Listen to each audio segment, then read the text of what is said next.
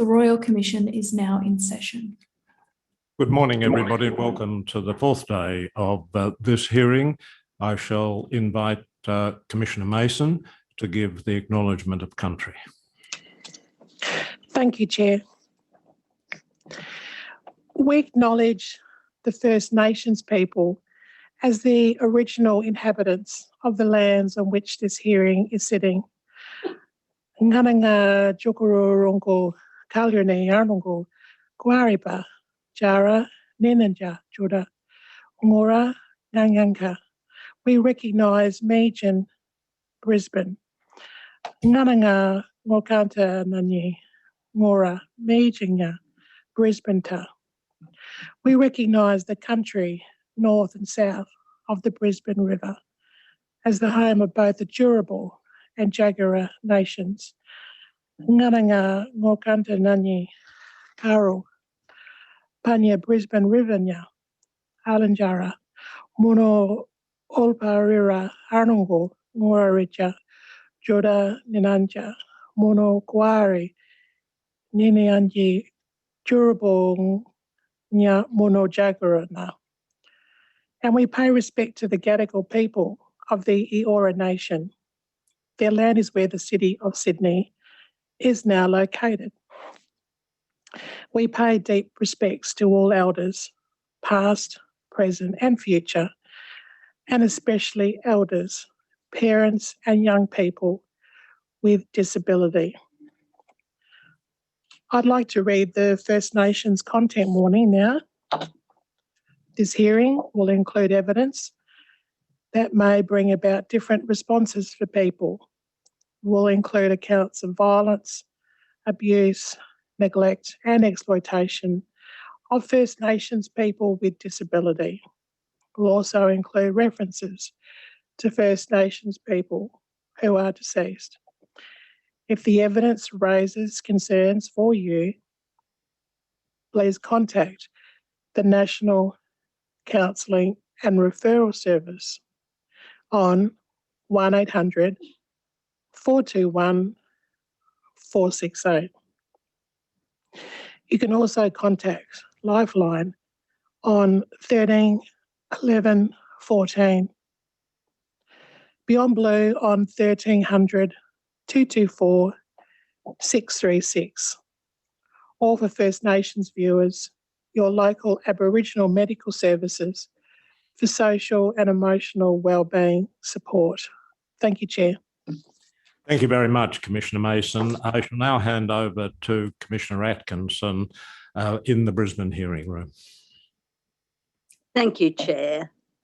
Welcome to Meanjin. Ms Crawford.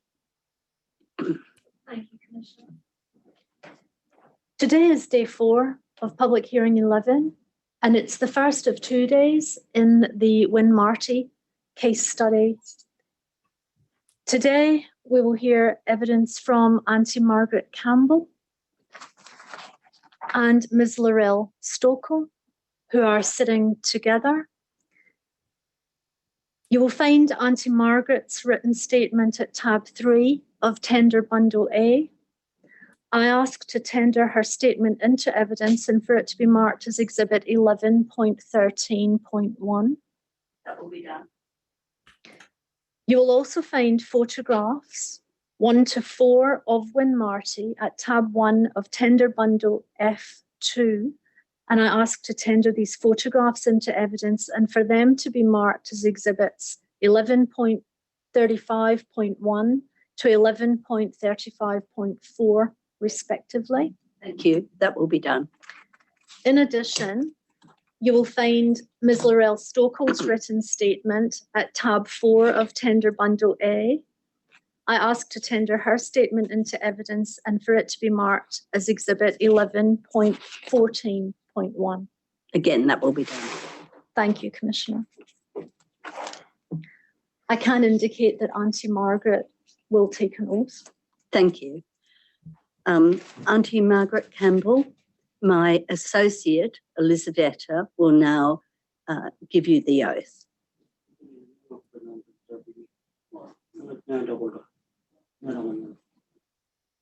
I will read. I will read you the oath. At the end, please say yes or I do. Yes, I do. Do you swear by Almighty God Jangan jalan.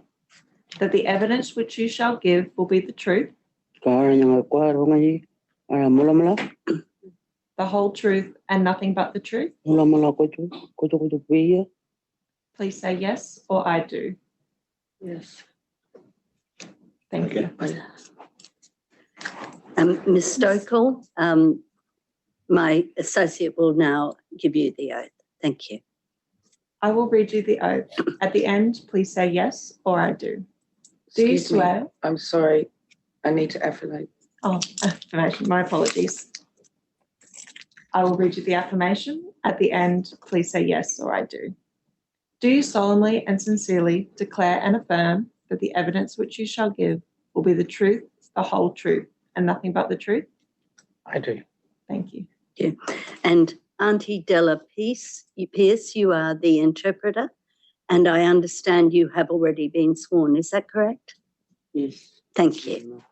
Yes, Ms Crawford. Thank you. Thank you, Commissioner.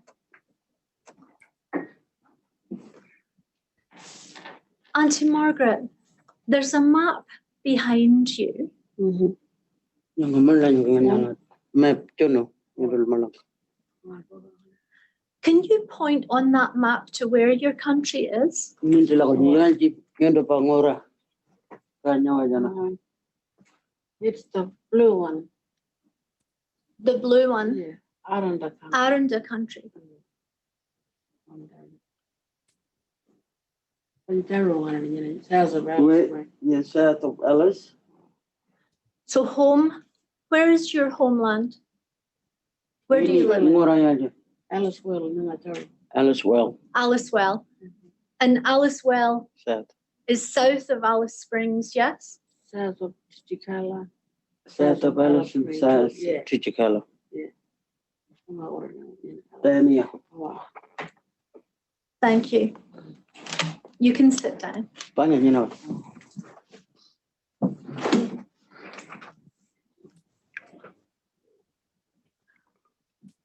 Auntie, can you tell the Commission what is your role in your community? Banyak orang ka banyak. Nyangan bijuno ngaran nyara. Trichicala lah palol janan. Pero banyak kunpu mano. Banyak elders nya banyak. I'm a strong lady. I'm an elder. Lawan ako lo. I'm a nutritional owner as well. And you're related to Win Marty. You do win my take a welter? Well, fundi le balamba. Yes.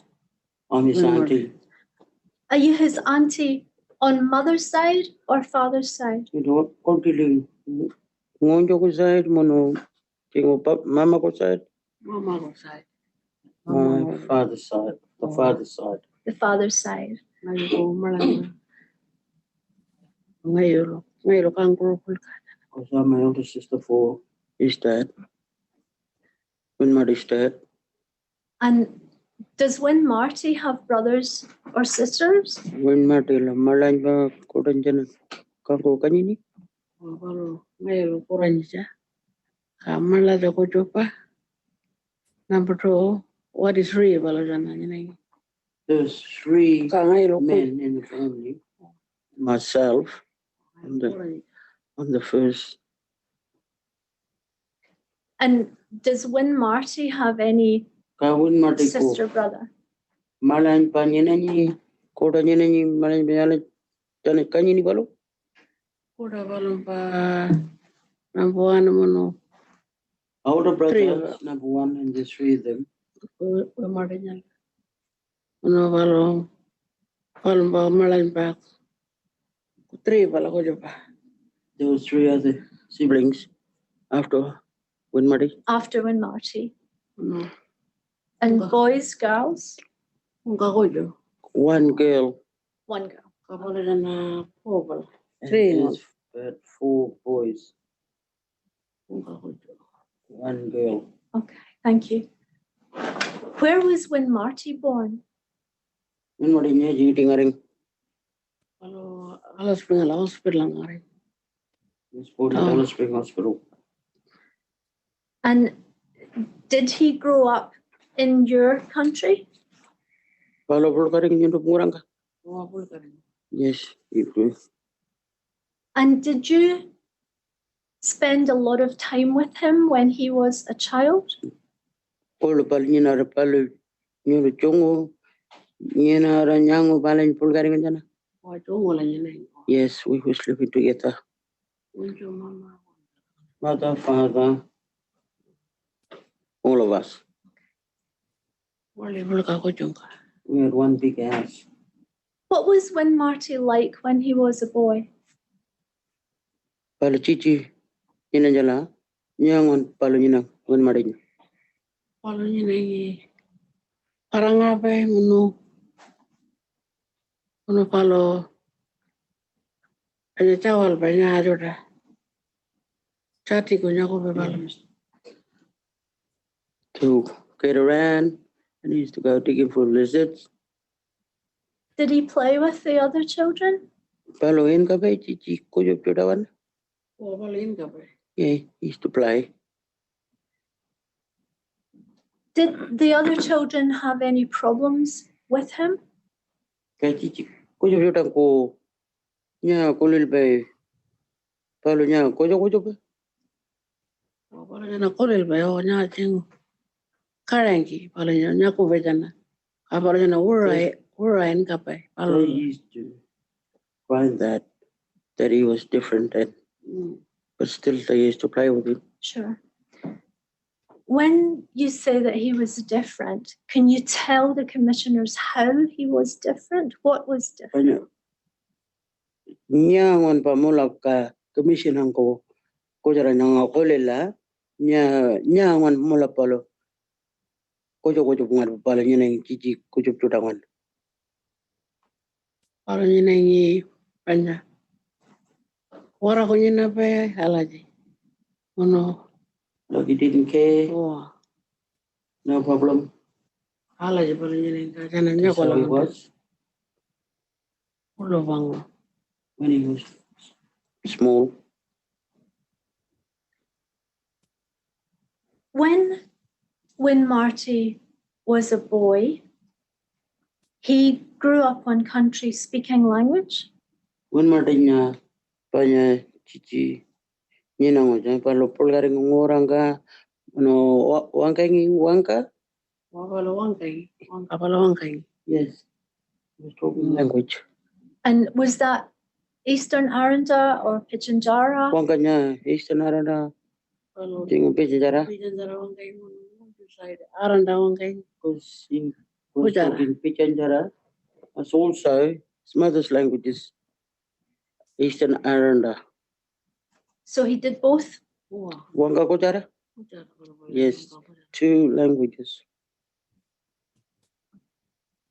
When Marty had seizures when he was a baby and a boy, is that right? Sikulubang balo, take a ringing. Wah, nyara balang kalau tak kira. Yes, it like started then Wah, start. to take a fit. Did he have special doctors for that? Doctor ni kujo pangaring doctor pulka. Oh iya, tak tahu yang lain. There was no doctors. Hanya tahu nung kayaknya ni alas benar. Because the doctors was not in Alice Spring. And that's far away, Murabat pala. Oh, pardon kalau alas benar. It's long way. long way. Alice Spring. So when Marty had seizures, what did you do? Kawan take a ringo nyaring nyura. Mana na palonya, palo tak kira berkala palonya. Kuni urun mun ko be. When he does have a fit, Mana We- out him down, rub his tummy and that to settle him. Wala din ko be. That's what we used to do. Okay. And when Marty lived with his grandmother too, when he was a boy? Hijbal niya ng kami paluan? Oh, ini na nga palo. Yes, Kami yes, that time. And grandma was there. All right. And then there was a time, Auntie Margaret, when you tried to get help for Win Marty. Ka ko chungar benyendo wonjering help manjed ako palompa when When? mari ko banyo. Ko chungar. When he was a boy. Wala chichi Pati. ningala. Nara bolang ngori no help palampa. When I was small, I was looking to get help. And where did you try to get help? Kaya jing no help palo nyo manjino. Ngora ngori ning help palompa. Wana langoro. Anya alas springa langoro. Help wangkai. Ka Patrick and Yining and Nara Pala. I got help in Alice Spring, and that time Patrick was there. So when you got help with Patrick, where was Win Marty living then? Kaya nyo na manjino Patrick alawan. Ka when manday niya yajing and yining. Kalau Yining or teaching a langai, Yining Korba. He was living with me at Tichikala all the time. And were you worried for Win Marty then? You know, poor Carmela pulling when Mateko. Karna Palam watering. Palamama Bulgaring. Because I was worrying because he was growing. And what was Up. he doing that was making you worried? Kanya wiring ko laban niya, halay ko rin nyaring ko. Palamando, Anning Palo, Partumla Because he Banning. was gone for these long walks. Kailo, Ultra. Uluring. And at the same time, I was scared for him doing that. Scared for him going on long walks? Oh, Yes. Anning. Because you couldn't find him? Or because something might Yeah, happen you're a to him? photo more content than parang anjala. Oh, Puto Langorini, Yarjibal. Because Abal we used to, where is he? Where did he go? Puligado Yining. Sometime on top of the hill sitting. And he would go for long times, you didn't know where he Lawa was? malan ko ba? Or Roam Palan. Yes. Kala Long Puto time. Nago. That's when we'll start worrying. Auntie Margaret, how did you come to meet Patrick McGee? Jal mula pinyo nganyan nindiri mo Patrick kanya nyako jako.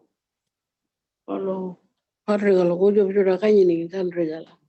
And Palo Yuan Bakin Palo Kayini. Patrick was looking after Carney. other families that was similar to Winmarty. And where was Patrick working then? Yaling balawaga ringi. Palo Patrick. Sandrejala Wakari, Sandrejala, Yining Yaraval. He was living and working at Santa Teresa. So, Auntie Margaret, did you go to Santa Teresa to meet Patrick?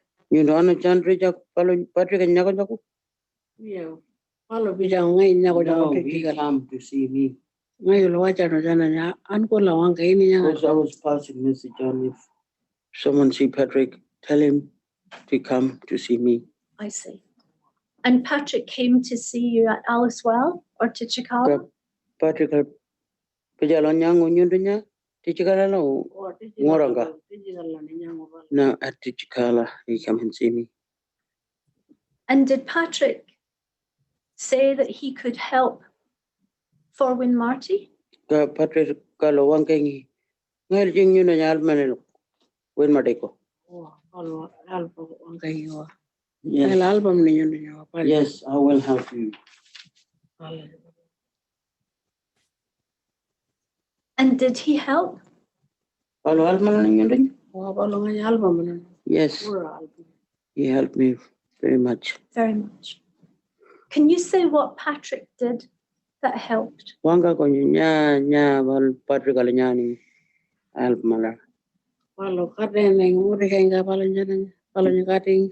To take him around in a car for a ride. Ano nga yakara yun na palo. Orang ka. and bring him back home, drop him off. And it was Patrick who helped win Marty to go and live with Kuminji. Is that right? Yeah, Patrick kalau ngoro ala jarang ngaran jabanya, win marinya, nyara kol banjaku, kalau mukul pal pokoto, nyara jangan si jalan nyenan jaku. Follow. Jara bola jon. Follow ba. Yes, he put Kabalo. him there Oh. with his uncle. And Auntie Margaret, when Marty went to live with Kuminji, were you happy about that? Kawan bal kol pangu, akal bal nyenan jaku, kanyundo wal jangu nya kolini. Ayo pukul ba kolin follow kanya dala. Follow ba. I was Kamu. happy at that time. Oh. He was with his family, uncle. And did you visit Win Marty when he stayed with Kuminji? Kuminjal banyan nyeneng, nyundo uncle visit malaning janay, paling balay. Wah ali nyanga nyan ko lamun namala ko ani. Yes, I used to go there and go back up. And did Kuminji live near Santa Teresa? Kuminjal nyanjal jing nyeneng, chandre jalering ka? Walo nyine ngale do bala bala chandri jala bala. He was Oh. really living at Santa Teresa. Okay. Walo mukul balba. And when With the you uncle.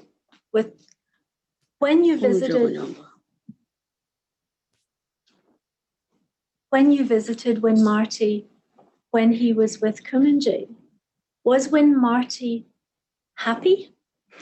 Nyundo uncle nyang wen manage. Kulba palang bang nyeneng jana. Nyangon palang nyang. Pokol ba?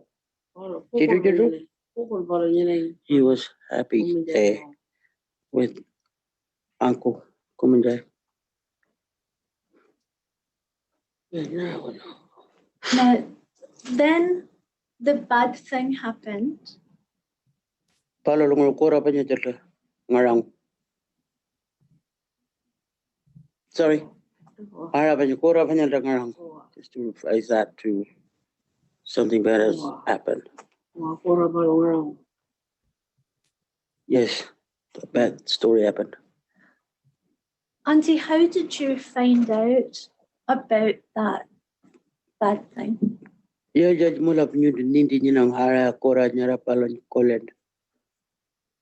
Chingo komi chanyano. Chingo pari balo kanyining ka balo kuchu nyining orang ka.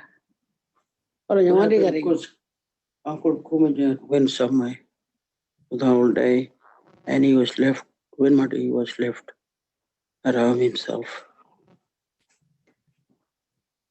And when something bad happened, Auntie Margaret wasn't there. That's right, isn't it? Panyanyari mo panya. Kucho panya cho panya. Ara kora panya.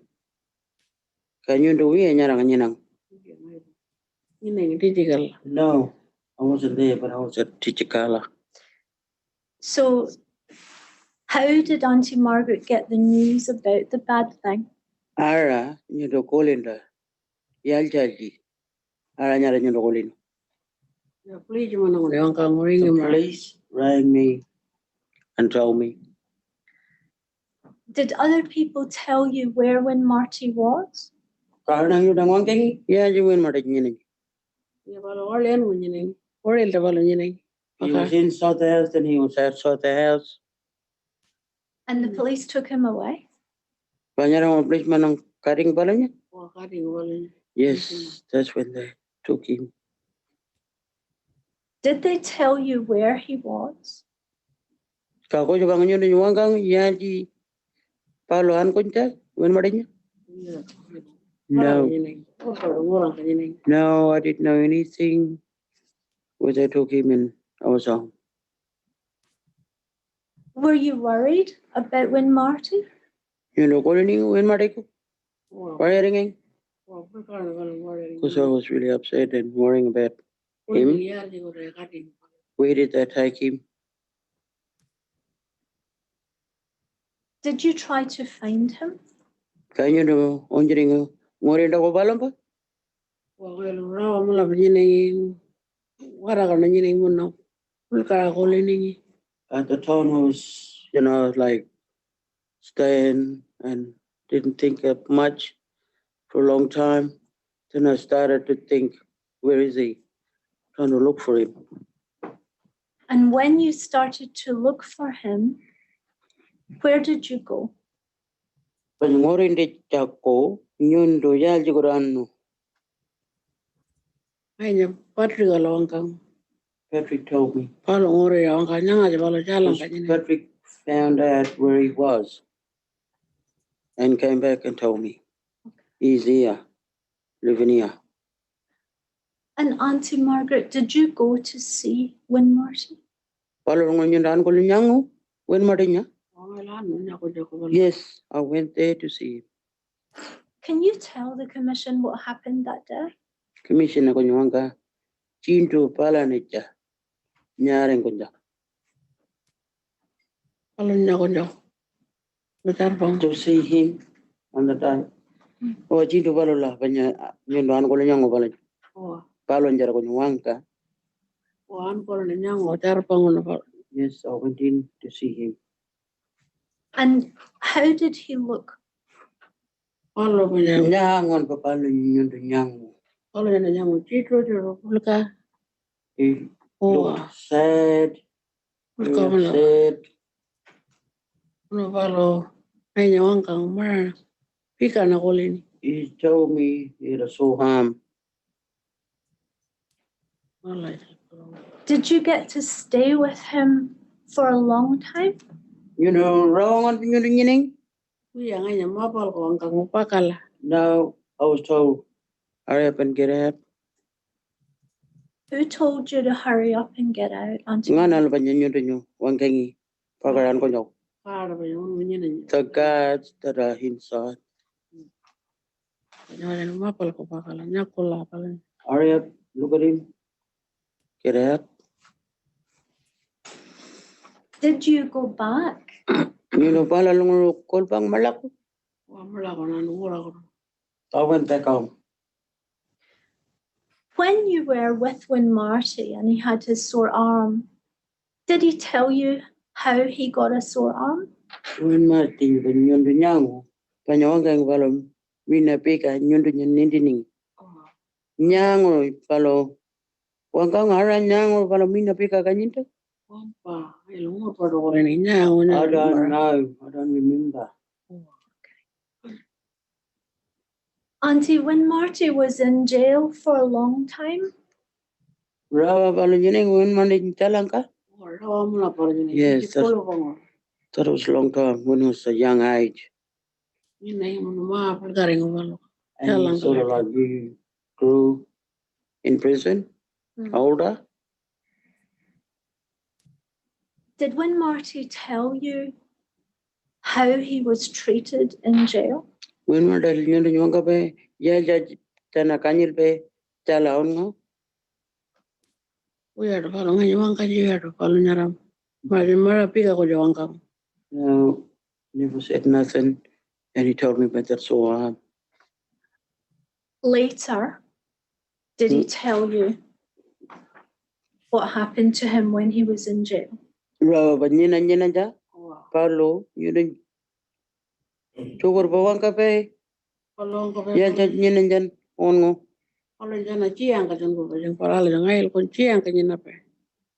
He said something about, they used to put me on a chair. Did he tell you about the chair? Chair jara balo yun yung king. That's the only one story he told me.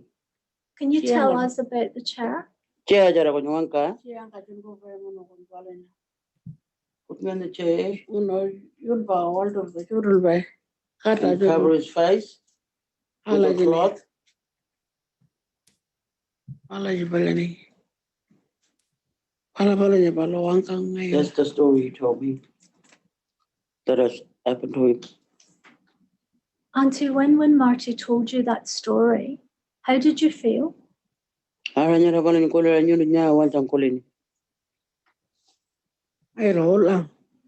cried.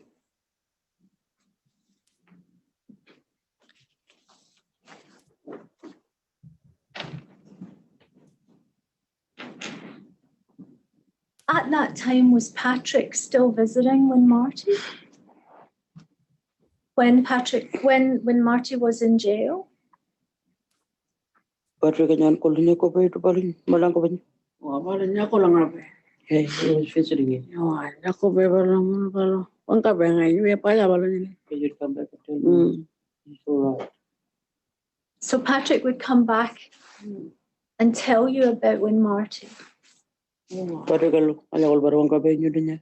wah, Palanjara, when Madanjara. Yes, bala ang kabe. he did come and tell me. Ang ring him ang kabe bala ngay. Sometimes he rings me to tell me.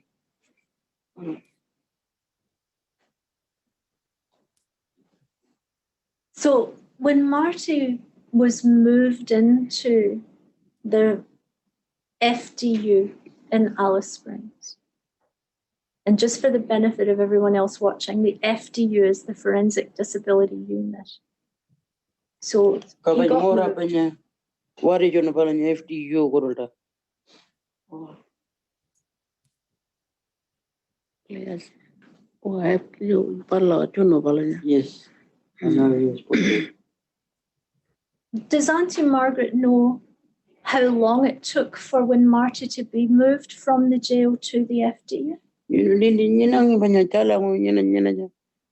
What is your Kujapalan FTU Balalo? You do Panya Yajingro. Then what is your Napalan? Bala raw mo lang niya kita lang. Raw niya na dyan. Prison. Wah, Long time. ano bala niya? Sana chuno. If you nati you bala la. That's what I heard. He was put there. Yeah. FTU. Auntie Margaret, did you know that when Marty had daytime at FDU but went back to the prison? You know, Nindi, Chana FTU and Kanyaning Chindung Goju, Kamungango, Korobanyatana carry by Chala or Malapo. We are jing jana. Bala niya kanyel be we are balangka. I don't know if they kept him there. I don't know. I don't know for They moved him backwards and forwards for a Oh. while. Malak Before Malak they Korobanya moved. carry by Chala Guru, FTU Guru, Ala Jala Jibalan Kanyel by. Origin go by. Bala karangel be kabala niya mala ko kari be jan. So you used to go crazy, they probably used to send him back to prison. Oh, mala ko ala jere. They put him back to prison. It must have been happening. Auntie, have you been for a visit to the FDU? Yundo ano FTU Guru Pichir Bananda Kupalonya? Oh, ay lano. Yes, I went there. Did you get to see when Marty's room? Room, I'm going to Jarbaranyango. When my take room, Aban? Oh, jango na ro palang. Yes, I went in to see his room. Can you tell the commissioners what it looked like? Commissioner Joda Ganyongan, Yang one when you young room, Abalamba. When my take Ro palang bangaray. Panya palo kay min ka pa ko jo. his room, I seen was like he sit and play games, like games around. Mo nya ko do a jo ra pa pati. And the doors was locked, Do a jo tang ka ni.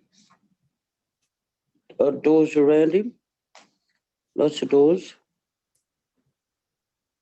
Could when Marty get outside? In But when my take Panya, oh, di Pagaranam or El Dogodo, Yajaji. Palo pa ka ni ore la ni mo no palo. Panya mina korbi ni panya kar no ko lo balya ni. He was let out. He could get out and he'd get the hose and water the plants, gardening he'd done. And when he was out, did he go out with the people who were looking after him? Panyakanyil by Balan, Malvajoda. Palol Janalan Balpakaran Cope, or Dogo? Oh, palo jalla na. Yes, with them. Auntie, when you go for a visit to the FDU, do you get to stay a long time? Kajanana, if you Valagoro, you do Rawang and Pinepe, Visiran gula? Wala rongan jina. Yes. Pala We jana spend rongan. longer time there. Do you ever get to stay there all night? Kujunga nyiru munga ka nyina bayo tino wanga ba ngarin jago. Ya bisindo kala lawa jina la anko pa. No, just in the afternoon, early. Go home. Now you came to be appointed as a guardian for Winmarty. Ka nyara ngol ta nyundo ngara juno banya. Ka di ngara jago gun matiko. Ngali ni jono kuchar. Yes, Ngayon they jono. put us together and put me and Patrick. Did Patrick ask you to come and be a guardian with him? For Patrick al nyundo Winmarty? vijalo wangkang ngayan golo ngale langara kadian palomba. Wah, palongkang. Yes, he told me that, Apa jangkang? and I agreed. Yes. What do you do for Winmarty as a guardian? Guardian nyundo nyene kanya kujo nyundo nyani banya. Ben madeko. Pala jana ngai loro. Wangkanya banyak ringi mara. Nya banyak. Palunya. Banyak miri jana pala ongko jako. They ring me and tells me what are the change of medication they're doing for him and all that. You were worried about the medication, weren't you? You know, calling program banya. Miri jana nyara walanjanam. Wah, ngai pulka aku ni ngura. Yes, Wari sir. ringi. Ada palunya kun miri jana banyak ngai kun arin jako. Kapalo kun So I penyeling. was a bit worried about the medications because every time I, always put him or get him to be drowsy or sleepy all the time. And you and Patrick tried to get the medication to be used less, so not so much. Can you bal barre kan you kan wangangi? Ya jingo miri jana nyangon bang palom panyal ka kulo pungan pa palyala palo palya nyinen jako. Wala jela wangkang. Yes, we talked about that. And the medication did get used less for a time, didn't it? Kanyarang chow nungan palta miri jan balan jana? Wah, nungan. Yes, they allow the medication. And when the medication was used less, was Winmarty not sleepy? Ka panya miri jan jalan ta? Ka kon uyangat pa pala jana? Kun biya balu pala ni wangkang. He was okay. He's awake, alert. Was he doing more things? Kujo pala nyaning into chorangon pala. Parang ay ngori lang. Yes, he's walking around doing things. Painting balu pala ni. He's doing painting. Puro jura pala ni. Good things he was doing. Can we put up the 2 photographs, please, that have the paintings in them?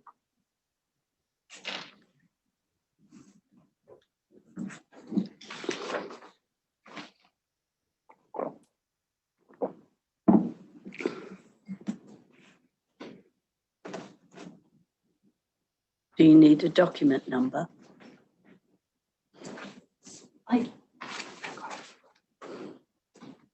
Nyiri jun ko jangan jorengan bala. Alanya puro kapanya. Ni tinta ko. There. Iya balan jara. All right. So that photograph, Auntie Margaret, can you see the photograph? Jangan. Puro kapanya. Oh, Yes. Yes. Can you tell the commissioners about those photographs? Mission nyanga balan juga nyanga. Puro kap nyanga balan jara. ya di balu pala ni. Wanyara nura la ni. The one with Norel, Winmarty and Norel. Oh, pala jawan ka, palawang ka. The one is the next photograph that he's talking about the painting. Yes. Is that, where is that? Yaji nyanga jawan. Jadi mana? Nora la office of kapala. I think that's Norel's office. Yeah. And the painting, when Marty put that painting up on the wall, didn't he, with stuff? Palu chunno, Winmarty. Oh, Photograph nyara, painting nyara. Palu kujung. oh, pala ko jong. Yes, did it himself. Angan album apa ni ngor nyara. Nya wen mela ka jono. Pala. And we added a bit to the painting, like the windmills. Ano chun na yung pala. Was helping in painting to set up the windmills and the yards. Okay. And Auntie, the windmills, are they the windmills that are at Alice Well? Are they Windmill where nyara he jana was- ngora halas wala langan. Oh, pala ngara. Yes. Windmill, the tank, No. they there. Pala. And is that his favorite place to sit at Alice Well? Ngora mogol yung pala. Oh, pala. Yes. Karong eating ka na It's painting near the wala. river. That's the painting. Oh, ala. Pala mo ko rin ko. Yeah, he used to love it. And when he's sitting there, what is he looking at? Nina nyaman pala nya pala nyangani. Pala puro jura jangan Look at the trees. puro ka jangan mo no. Windmill nya ko lang ka pa. The windmill and talk about it. And he likes the donkeys too, doesn't he? Tangki ko lo. Tangki. Donkeys there. You like the donkeys Tangki mo no puro ka jura ko nya ko pa. and the cattle. Bullocks. Now, Auntie, when you spoke to the FDU about the medication, did they listen to you? Nyara ba yung ang FTU tota ko pa niya. Mere jan nyara ko pa niya. Tana nyo yung kulay no? Sana wi nga nya ko le pa. They don't listen to me. Ano yung rawang ko pa. I think that was given it to him all along. Yun yan. That's how it was. Kala pa lo. Wan de ko jeng wala bi ngai lo ka. Because I said, don't give him that. Leave it. Do you have a special name for the medicine? Mere jan banya ba yung ganyan.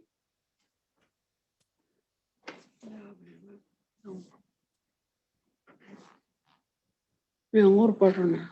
And remember, Did you tell me that you called it shut up medicine? Oh, pala. Padir by Mere jan ba yan? Oh, pala. Padir by. Oh, pala. Yeah, that's the one. Oh, pala yung ko pa dyan. That's the one they gave him. Kana pa no wan ti ko jeng. So I told him, stop it. Don't give him that. Kala tiri dara kon pa niya na Because pa. he's always drowsy and sleepy. Now, recently, so just you talked to FDU about a nankery? Kaya FTU ang ganyan daw ngay. Ngangkari jara? Oh, ngang kare ko rokati. Ngang kare ko nya ko pala. I wanted to take him to see a ngangkari. Auntie, can you tell the commission what is a nankery? Ngangkari ako nyuang kamis sina ko jarang kolel. Nya ngana na nga ngangkari ko. Ngang kare pala. Panya ang kanyi. Apa nyara ja. Wari ngang kare. A ngangkari man. Is that Ngayon, Yun. so can I just excuse me? Can I just let the commissioners know to explain the ngangkaris about the ngangkari man? Yes, that's fine. Thank you, Auntie. That's all right. Palangan wanga ko. Ngangare ya jaj ngana mangangare ngarani. Pala ngai wanga ko. Wanga da commission nya ngabola wanga nya. Kani di nyina ngangare ngana punyo. Ala jadu. Ngangare ko ngana bawa. Kana commission. Payanga. Certainly. Is a witch doctor like I don't know doctors. The doctors can see in the hospitals. This is a Ngankaris can see through us and can fix us up. That's what we call Ngankaris. They're just like a bush doctor. They sort of like they'll touch and see where our pain is or whatever. And you draw it out, try to suck the blood out, and stuff. They've got powers. But we know that we believe in them. Ms Crawford, Yeah. I might ask Commissioner Mason if she might explain her knowledge of Anangkari, because I think Commissioner Mason has very good knowledge. And then Auntie Margaret can say if that's the same as she understands. Wow. Thank you, Commissioner. What Auntie Della has just said is true. Before, in old times, before Pirimpa, white people were on country. Nuncaries looked after Arungal well in their minds, in their bodies, in their spirits, and they made sure everyone was well. And today, Nuncaries, they work two ways with Pirimpa doctors. So Arungal doctors, Nuncaries, Pirimpa doctors, with the medicine, it must work two ways, because the Arungal side is about understanding the family, the love for that person, and also where they're from. So it's really important for them to have that two ways. But they were there since time began looking after and caring for Arungal. That's Palya? That's okay? Tua. Sugar. Thank you. So, Auntie, you wanted when Marty to see Anangkari. You know one gang when Madilan Kulu, Nangari Nakujo. Yes, to take it to see. Nangari. Would you have to take Win Marty to the Nunkery, or can the Nunkery come to see Win Marty? You look at it, when Marin, Nangari Guru, Chingo Nangari, Arnang Nangari Balanyardra, Nangari, FTU Guru. I used to take him from FTU to the Nangari person. You told the FDU that you wanted to do that, didn't you? You know, you want to go FTU Morajoda. Yes, I told. Yes, I told them. Take him to Anangkari. What did they say? I agreed. Yes, we'll do that. Did they do that? Chananyan? Yes, they took him. When did they take him? That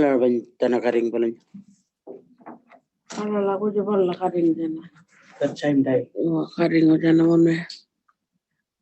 Did that help Win Marty?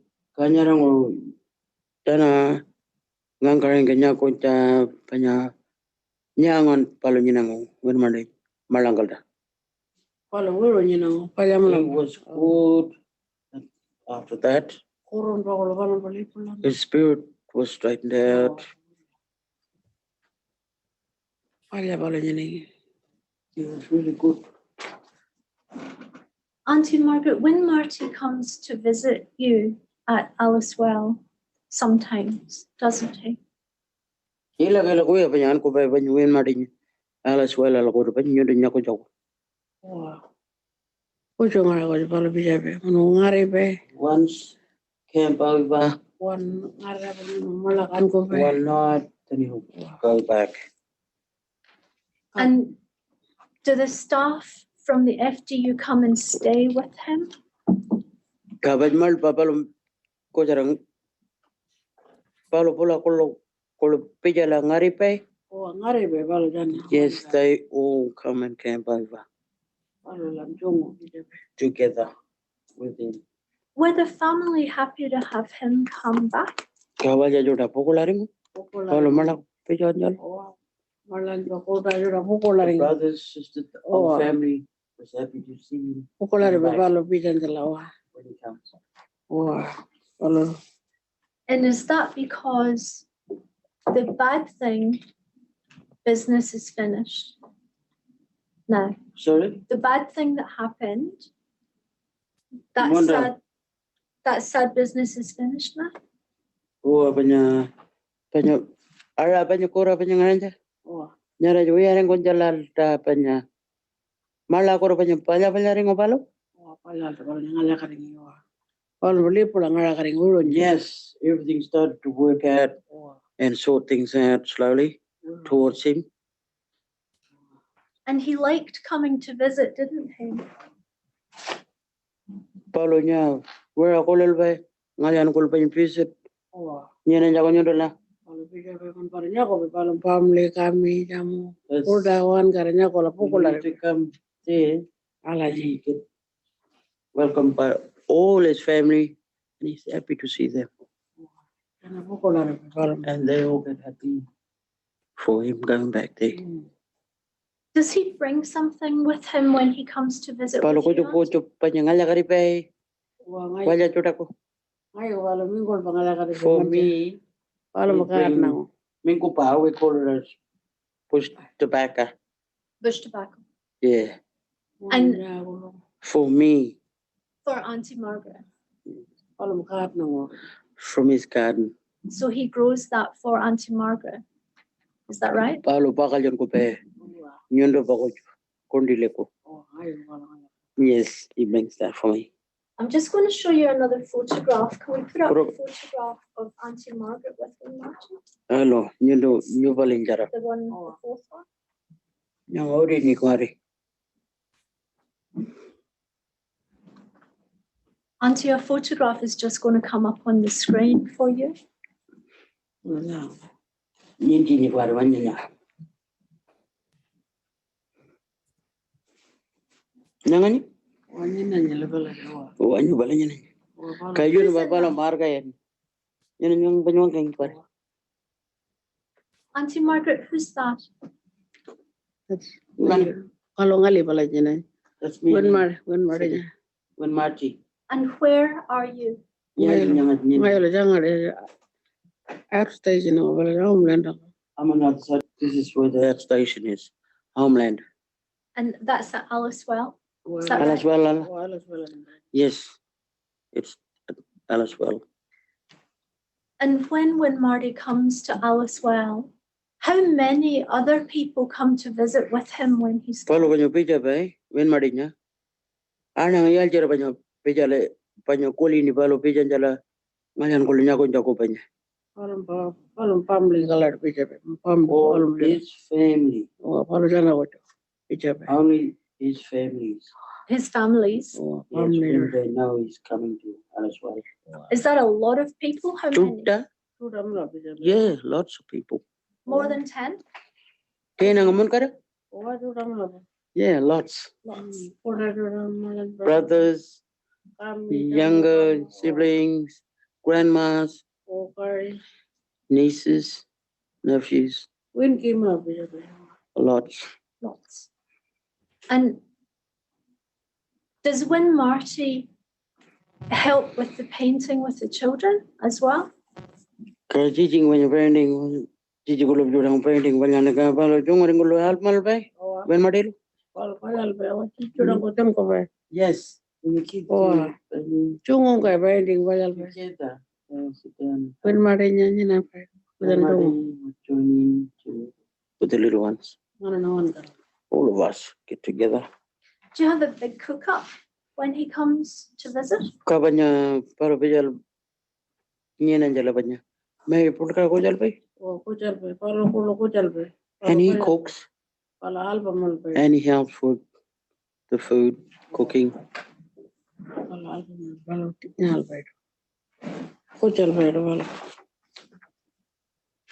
Now, Auntie Margaret, in 2020, there was a big sick,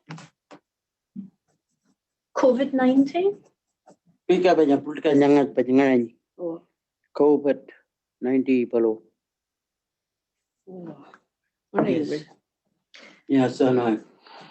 Did that stop Win Marty from coming to visit? Kanyara balo nyo banya. Wiri ning banya. Palo visiran ko jawiya. Wah, kalau visiting we ada tu jadi rom lah, kalau jadi wah, For bukan. a long time. There's no visiting. Jenara kalau nya. Ngulang aja kering. I'd be later. Oh, Then they brought him out. And you couldn't go and visit him either, could you? You don't know on conju nyara balam visit. aku jadi kalau. No, I didn't even go there to see him as well. But you did use FaceTime. You could FaceTime call with Win Marty, couldn't you? Panya per panyangka. New balawang karpungeng. Wah, kalau ngai. Oh, dering kalau panyangkeng. Oh, di kalau nyala, oh di nyanyi orang kara, kalau ngai. I could see Oh, di him. doang kan. He's talking to me. You see me, I'm talking to him. Ni di kalau nyala, rangki juga ngai. So Kalau I nyala, show him pijak where the benar. donkeys are. And Alah je. Nindil bela, kalau nyako bela ni pijak. yes, So, Auntie, iPad. in the FDU, do the staff speak Pidginjara or Aranda? Na every you balola panya. Anang wankar juta. Jana wanka harada. Muna pinjar wanka pe? Iya. No, Iya lah. not at all. And when you speak to Win Marty, you speak to him in Pidginjara, don't you? Kanyundo. Kan madel ko wanga ni. Pija jarang. Oh, ngai luang kapal kapal ko lili bengai. Yes, when I talk to him, he listens to me. Kapal ni kalau nya.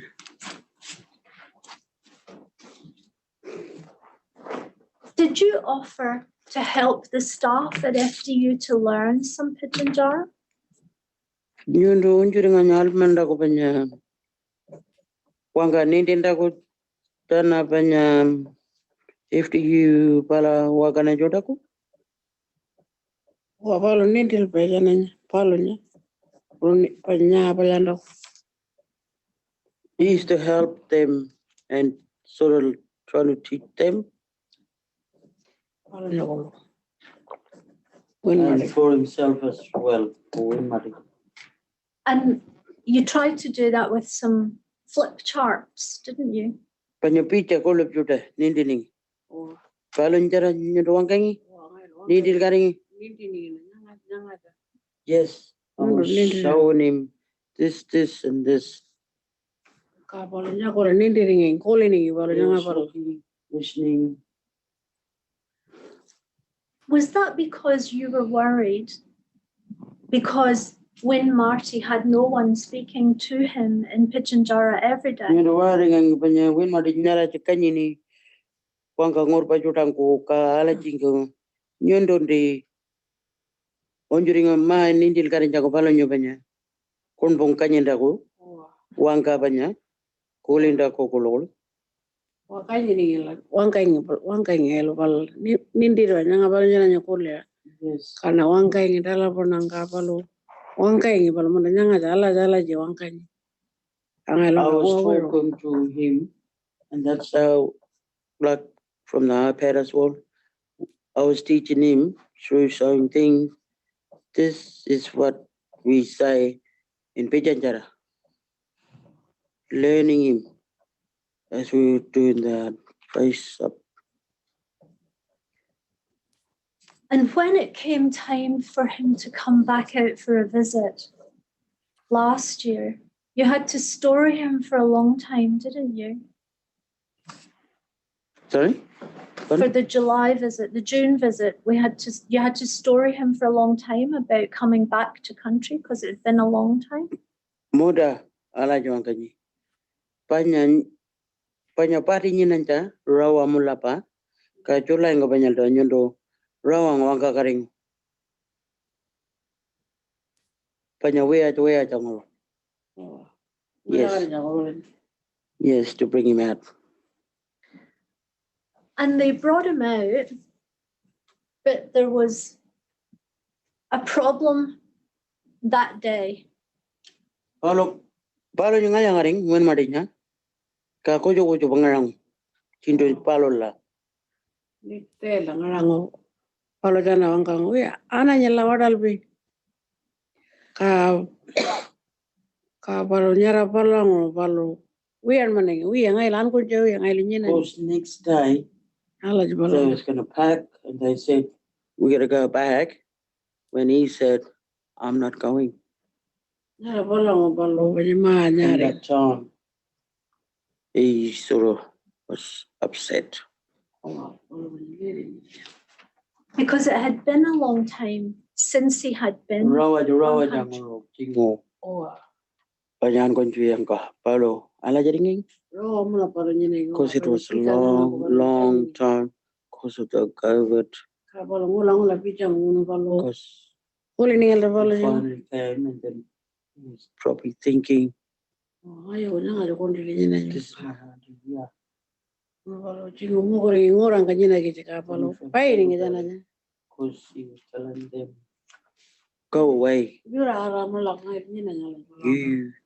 guys can go. I'm staying. He didn't want to go back. Kalau yang jadi kan call pajak. Kalau ya awan tinggi palo. Yang alinya He nanya. said, no, I want to stay.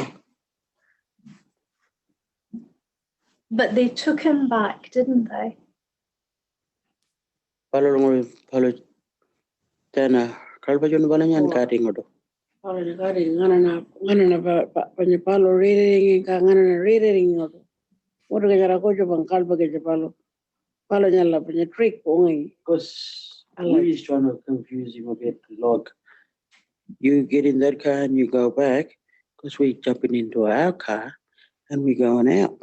So we all driving it together. Yeah, that's what you try to do so that when Marty would see Auntie Margaret, you pack your car and then he sees the other car and he's not. Oh, I think palo nyo Rick bala ni banyo nyura ko lokolana ni ka ngayon lo jingo kan berang ko kanya nga la. Orang aku coba ngana reading anku kita. Allah je pala ni. But that day, the staff packed their car up first, didn't they? Tidu palo la, panyamat baju dah mah kana malam juda. Palo jana mapal kung kalpa junengi. Murga yang yolta juda. Order you Order junengi. Yes. Yes, that was all packed and just waiting for him. And that's what upset him. Kaji ngala jingo palo mer banarik. Oh, Amir pernah yang mana? Banyak ada minyak wenda juga. Motor guy. He smashed the windows, windscreens On of the car. He did that, didn't he? Palo halat niyan mo? Oh, apa latron? Yes. He's from And since that day, the shut up medicine has gone back up. Is that right? Kanya mera chana banyak palo ni patil pa. Karo na percana palo ba? Oh, amal lah kaya. Oh, ngapala Yes. Yes, they gave him back the shut up medicine. Kapal rawa pa pun penyina pa. Then he was drowsy all the time, sleepy. Pangai lang kang ngong je ang di palo mo ring ni. Sinto ko lo nya ko kita banyak. Ma darbani. Because I was upset for him about the medication. Let him be so he can see the sunrise, he can see the sunset. Palo pun penyina pa rawa. He's always sleepy, drowsy. Do you think that the FDU are listening to you about Win Marty? Tana FDU ngoro joda chingo. Nyundo nya jana kolini. Panya wanganjala. When mateko. Uya palo jana ko jo ba ngai ni uya ko lel pe. Palo jana ba ni palo jana ba wa ka ba jal ba. Sometimes Allah ji. they never listen to me. It's just they are doing their jobs. You Allah told ji. This is how they are. Auntie Margaret, you told them that a woman shouldn't be helping with touching Win Marty for showering and things like that, didn't you? Nyundo panya wangangu paini panya kungangu ya korpi jongo jago shangka. When marinya. Ay no no banya wal pala banya wati jar ba jana mo. Ala ngo banya. Minya uya.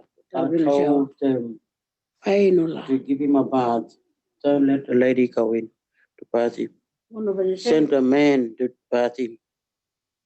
Kalau yang kalau saya pun tahu ya banyak minyak Didn't want the women to shave him. oh nang one korp I told them that. one day And the beard, leave it. Did they listen to you about that? You know you in? Nyara balonicha? we are to jana we are calling No, they did not listen to me. singo jana pala ni to pala nya to jing ala They probably keep doing that now as we speak.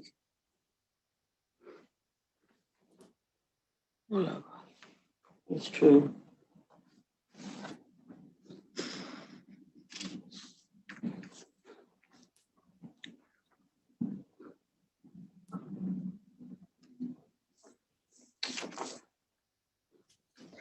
So after the car problem, when Marty didn't come back to see you on country until nearly Christmas. Is that right? Kaya banyak ulpunta. Rawa dito pala kanya ning malap. Nyondo nyang yeah for a long time. or yang kanya ni kalau pijan jo ya They kept it even like now, you know, sort of no visit still. kalau jana banyak ay lana ni tahun oro ka pala jana banyak ma kari ni pala When I go town, ay luang that's ka when they take him. mon lalu nang banyak na pe pala And we sit around the parks, lawns in Alice. may ingal ko banyak pala Just sit and just have a barbecue or something. He came out to country in December for a visit. Visit banyak ngalian December. wah Yes. But he couldn't stay that day.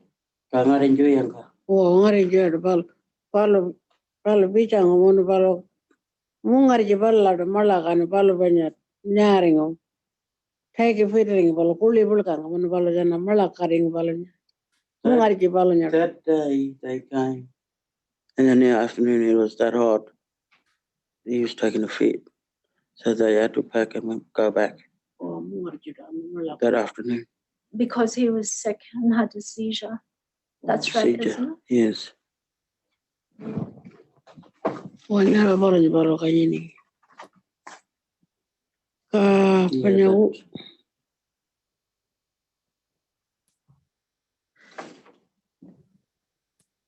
Auntie Margaret, usually when Marty is visiting, he's happy with you, isn't he? Paulo banyak pejalan nyo rin nyangan. Paulo pokol pumalap. pokol malah Yes, he's happy. Do you sometimes ask the staff to give him any medication or not? You know, hanga ba banyak marba Paulo parangan panan. Mere janong ko jago. You know, hanga ba? iya No, I don't. pala jana banyak orang hilang pala jana kayak ni pala Because they're the And carers and they will always give him the medication. kan orang pala I think they do give him that. Auntie, what would you like to see happen for Win Marty? What do you Mamari ko nyundo nya mulap nya ko nja onjore ngani nyangangor. Mayro mo koringa ni balo pakanda ko wali balango ngora balango. I want him out of that place where he is. Ano palom pa banya wali jaman jena ko ka palom pa To wadi get his own house ko jara nyina ba. Palo ni kanyenda ka and have 2 carers, men carers. Like palo still pating ka nyina ni palo wali ko tu palang. Eating ka banya. Even though the FTU is still a closure accommodation. So if he had his own house, where would that have to be? Tingo balo yung wali ko jubongo ko yan jinga mo pa wali balo ngaranda ko. Alas pinga palom pa ngajo. In Alice Springs. Ka palo banya ko jarang ko kanyan nga si palo utang ko mula pa kanyan ni. Win king ko kanyan ni. Now there's too many caring at the place he is now. But at the house just have 2 male workers. Ngayon mo koringa ni palo banya. Tingo ko jarang kanyal ko kangan na visiting ban. Ana mapala ko rala. Ngari So man what I ko. like to see and happening is I like to go there to that house if it does happen and just have 2 carers, male carers there Kanya kanyenda. to look after it. Pakal sa wali palang. Get him out of this place Yung mo. from the FTU. And somewhere where the family can visit whenever they want? Ala chico, panya walchangan ko lunya ko jago. Anytime panya. Yes, I really want that. So we can go to him and sit down, long as we like. Pala di palo pating ka rin yun. Pating ka pala yung kanya ni Rom na ko. For a long time. Kanya chalangon pala pala ngayon. It's like the prison. So it's closed in? Is that what you mean? Party pang kaji panya. Kanya ilangon pala chalang ka rin yun. Yeah, it's like the prison. Party. Similar to the prison. And he needs some space to see outside. Oh, apanya word pa ko. Poto kan banyando. Yes. And if he had a place of his own, Auntie Margaret, would you stay there some nights? Kaji ngwali palo manja. Yun doan ko nyinak palo luan. Yes. I like to go and sit down with him and also other families. Because wali pala yun na yung kuwari pala pating on pala sil. Because the place is right now is just closure and closed in FTU is. But he needs to be in Alice Springs to be near the hospital because of his epilepsy. That's right, isn't it? Oh, apanya palo pike nyanga kan nyintai ko bring ko ba. Ila palan chun ko jang Alice Springs alban. Hospital ang kita. Yes. Yes. Because Alice Well is too far away. Alice wala nyo. Part of Malap. Palo picham ngana niya ko niya kala swela la rala. Wali waljang ko kanya palo. Because if you have his own house and carers, they can also come out to visit us to Alice Well. Thank you. Thank you, Auntie Margaret. Thank you, Auntie Della. Thank you. Thank you, Commissioner. Thank you. Auntie Margaret, I will ask Commissioner Mason if she would like to ask you a question. Nangangol Commissioner Mason and Tabin kanyundo Tabil kadi palo ngapachi. Chingu balon jorin kola. Sister Margaret, thank you for coming to give your evidence today. But Nyundo janju malani. Nyundo bejala. Nangara nyundo odini. not to min Cornwall, you're a strong lady. Panya nyundo kola ni wanga jala. Wanga nganamba. But yeah, it just talked about a better place for Winmati to be in. Oa mula. Ngura pala ko. Mula Yondo pa. ngai Ngayon chiri mo niya. ko rin nga oa. Ulo. A ngoro, a house, Oa. a better place. Oa mula pa. Paano ba niya patingon pa rin niya bala still same. Wali bala FTO. Hala jing ngayon mo ko rin nga. Wali waljang ko bala man tindaw nung ka ngayon pija niya bala or ala jing. Ulo. One of the important stories about what keeps Arungal strong. I've been told this, I know this, that we need Manta, we need country, Walja, family, Wangaoti, language, Jukurba culture. Those things heal us. Is that true? Oa mula pa. Oa pala ni bala. Oa. Ngana ba anang ko panya kole ta panya. Chungo lang arabai. Wangkani chokur ba.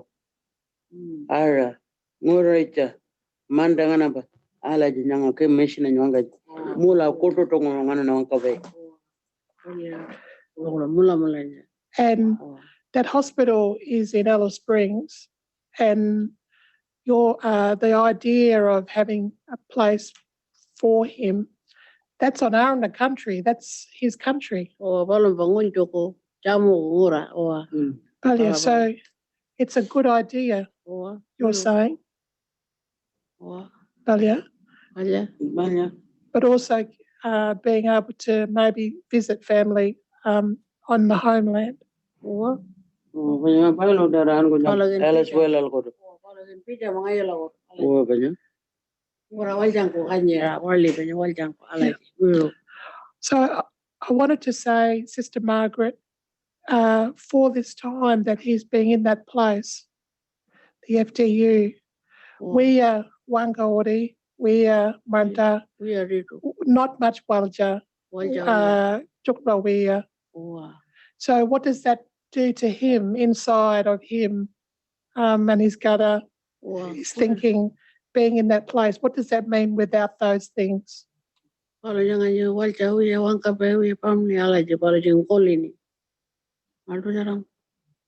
Munu kalau ngulu ringan je rawa kalau nyena karing. Kalau pating kan nyena je rawa mana. Ala je kalau jeng kolini. Malu jarang. Oh banya. Wah. Auntie Della, can you interpret that answer, please? Could you interpret the answer? Thank you. The commissioner said, how sad it is for Winmati being in a closure and there's no family, there's no language spoken, or families that are talking, and not his country in a way where he is in this place. He's got nothing. But like Auntie said, that is sad for him and also for us as being families.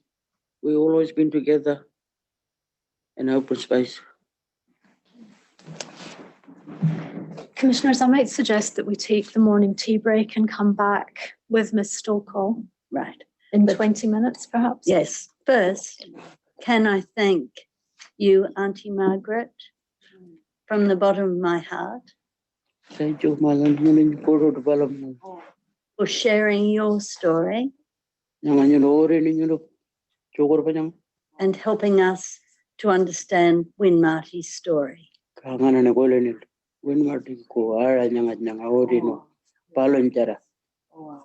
It's very important to us. And thank you, Auntie Della, for interpreting so carefully and so culturally appropriately. Yes. And it has been wonderful to hear Pitjantjatjara spoken in this room Yeah. and for you to bring your country to us.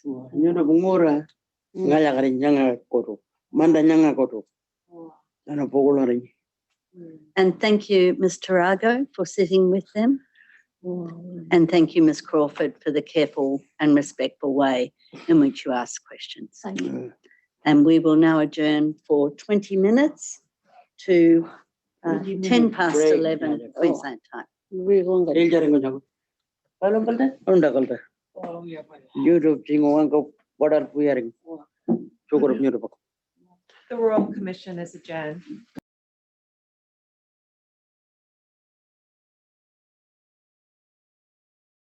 It's resumed. Yes, Ms Crawford. Thank you, Commissioner. Ms Stokel, can you explain to the Commission how it came to be that you became involved with Auntie Margaret and Winmarty? Yes, I moved to Tijikala community about 8 years ago after a woman's journey with my daughter from Uluru, Wave Rock to Uluru, where I was being courted by a gentleman, and we had made a decision to move in together. So he asked me to come to Tijikala and see if I would be comfortable.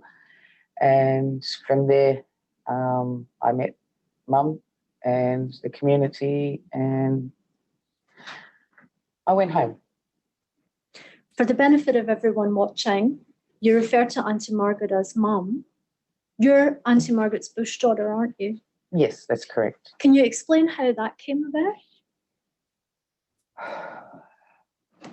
Mum and I become friends within the capacity of my job, which was an Aboriginal community worker, assisting the clinic to identify community members that may not have felt comfortable in entering the clinic at the time. And Mum got very ill at one stage, and I had a phone call from my partner to come to the clinic, as the family had asked for me to come and help them understand what was happening with Mum. Mum was trying really hard not to pass away, and my husband was trying really hard to keep her alive. She got a brain infection, which at that point in time we didn't know what was happening. So I held Mum in my arms as she asked me to, because she was coming in and out of consciousness. And it was very distressing to see such a beautiful woman that I had become really good friends with in such a way. And I have seen Big Sick like this take elders very quickly before. And I wanted to make sure that Mum understood that I loved her and I respected her. So holding her, I told her I loved her. And she said, "It's okay, daughter. I will be okay. You're with me." And from that day forth, I'm her daughter and she's my mum. And you have got a professional role with Winmarty as well as a family role, haven't you? Yes, I do. Because of Winmarty, I am his support coordinator through a company called My Voice. And you say support coordinator, is that something to do with the NDIS? Yes, so it's an NDIS provider. We are an NDIS provider, so we provide the services that are required by clients that have an NDIS plan, and those services are depicted by the clients and needs individually. So Patrick McGee wasn't very happy with what was happening with his NDIS plan at the time, and he spoke with Margaret and opted to change him to a company called My Voice, which I was employed by. And from there, I've stepped in and provided the services that we could. The NDIS package that Winmarty has, can you say how much it is and what you're doing with it?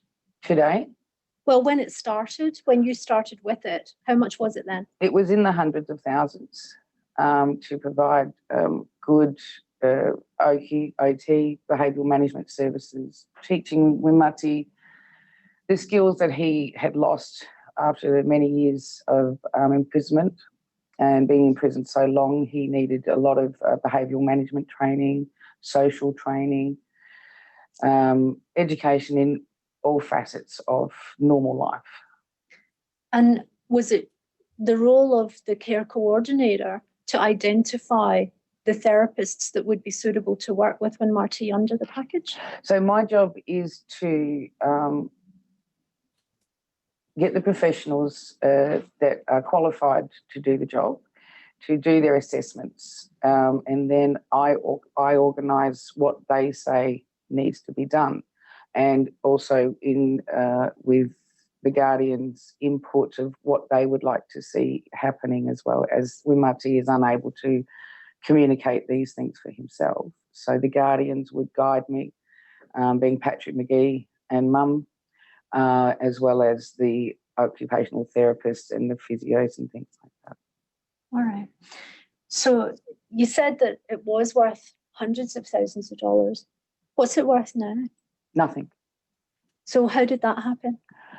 I believe a report was put in that there was what they class as double dipping by the FDU, and so they wouldn't work together with the Guardians at the time about a behavioural plan behavioural support plan and a transition plan to transition Win Marty from the FDU to society.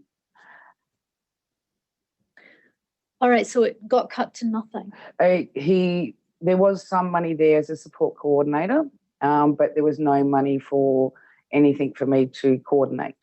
All right. So in addition to some of these therapists that you had engaged to work with Win Marty, one of them was a speech therapist, wasn't she? Yes. And she prepared a report about Win Marty. Yes.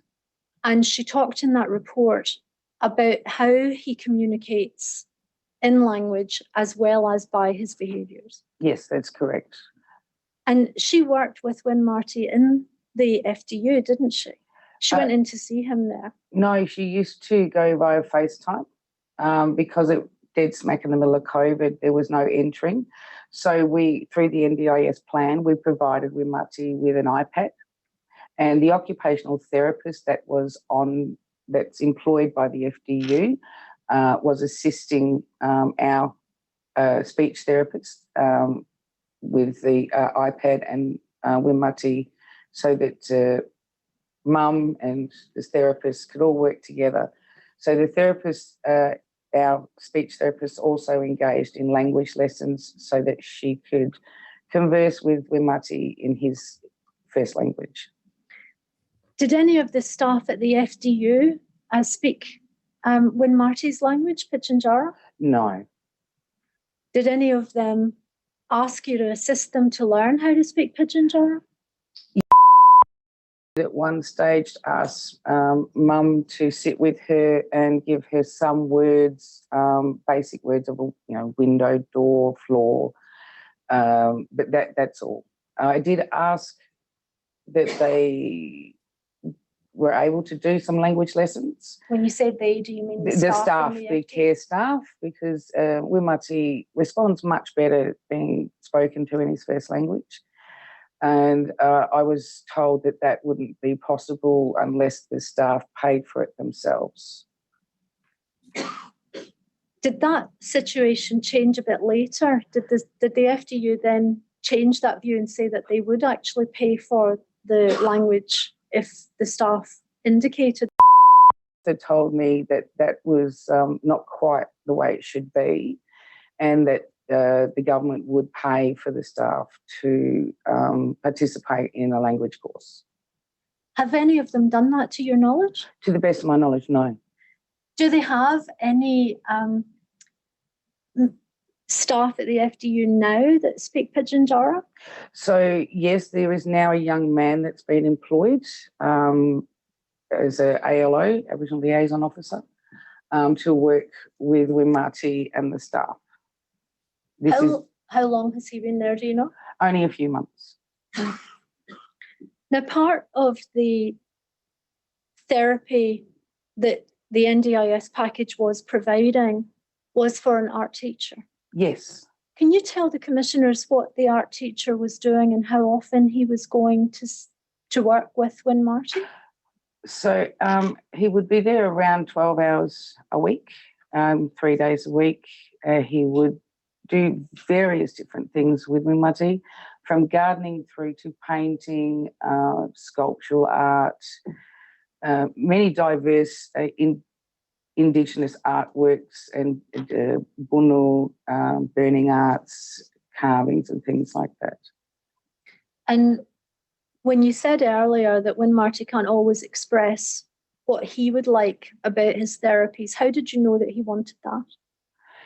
He liked painting, and he had, to the best of my understanding, had indicated to the FDU staff that he liked to paint.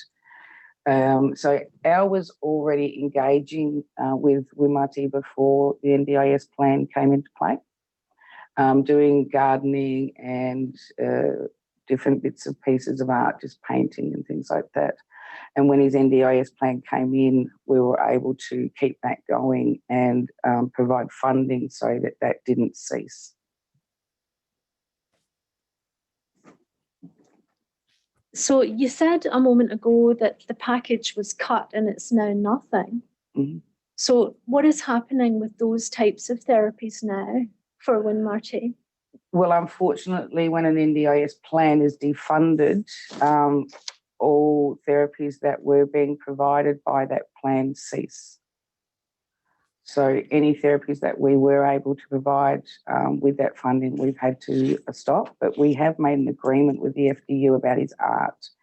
So they are paying for his art teacher to stay working with Wimati at this point in time. They'd only be able to fund 3 hours a day, twice a week.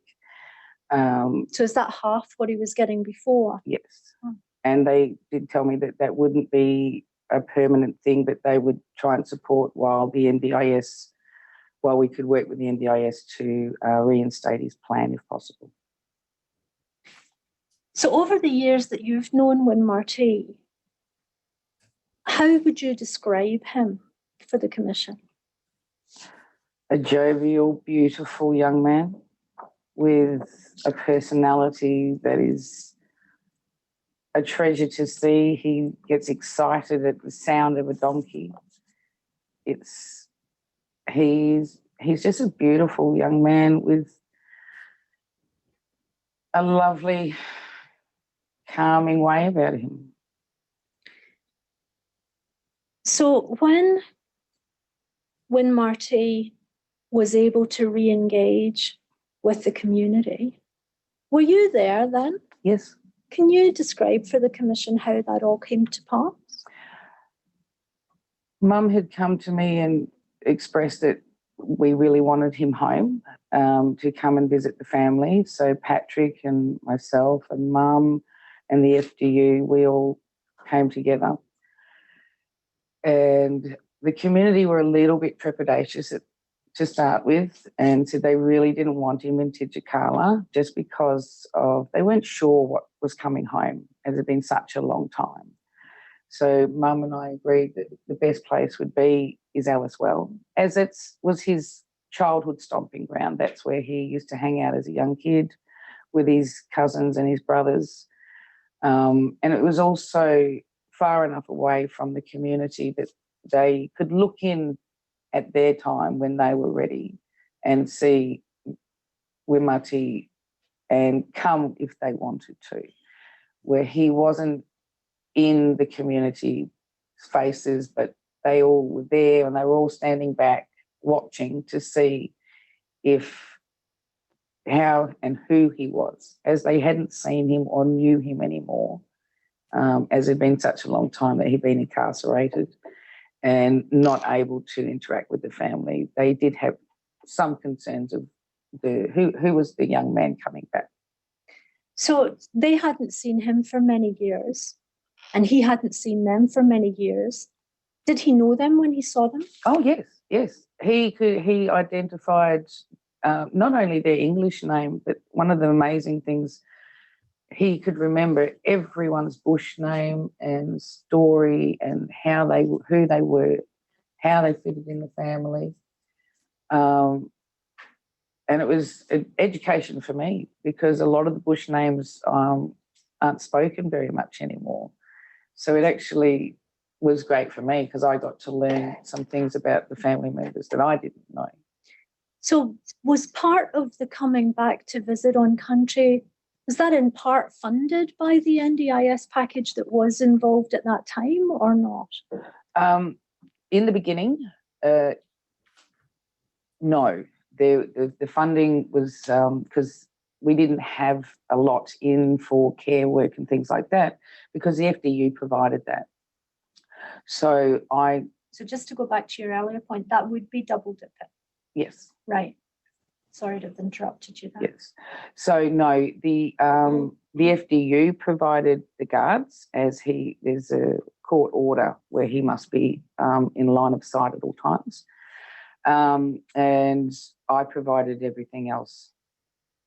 Via the NDIS No. package or yourself? Just myself. All right. Did there ever come a time when some of those things were provided by the NDIS package? Yes, well, we had consultations with the FDU, and Mum had indicated that she would like the guards to step out while he was home on country, and they didn't want to do that without a carer being on hand. So we were able to provide, through his plan at that time, a couple of carers, which we employed through the local community people. Barry Campbell was one of the carers, and he would come and work and sit with so that the guards, Wimati, sorry, so the guards could stay with a line of sight, but far enough back so they weren't impeding upon the family's interaction with Wimati and the kids, and they could do their job. And Barry was there if a seizure did happen, or if Wimati required a cup of tea or wanted to go for a walk, Barry and Wimati would do that together with the guards at a distance. All right. So there were a couple of community, did you say two of them? Yes. And were they both men? No. One man? Yes, and one lady. Okay. Were they both community or family? Yes, they were Wimati? both community members. So the lady was not there to work hands-on with Wimati. The Barry was. The lady was there to help prepare the food and provide Margaret the help within the household.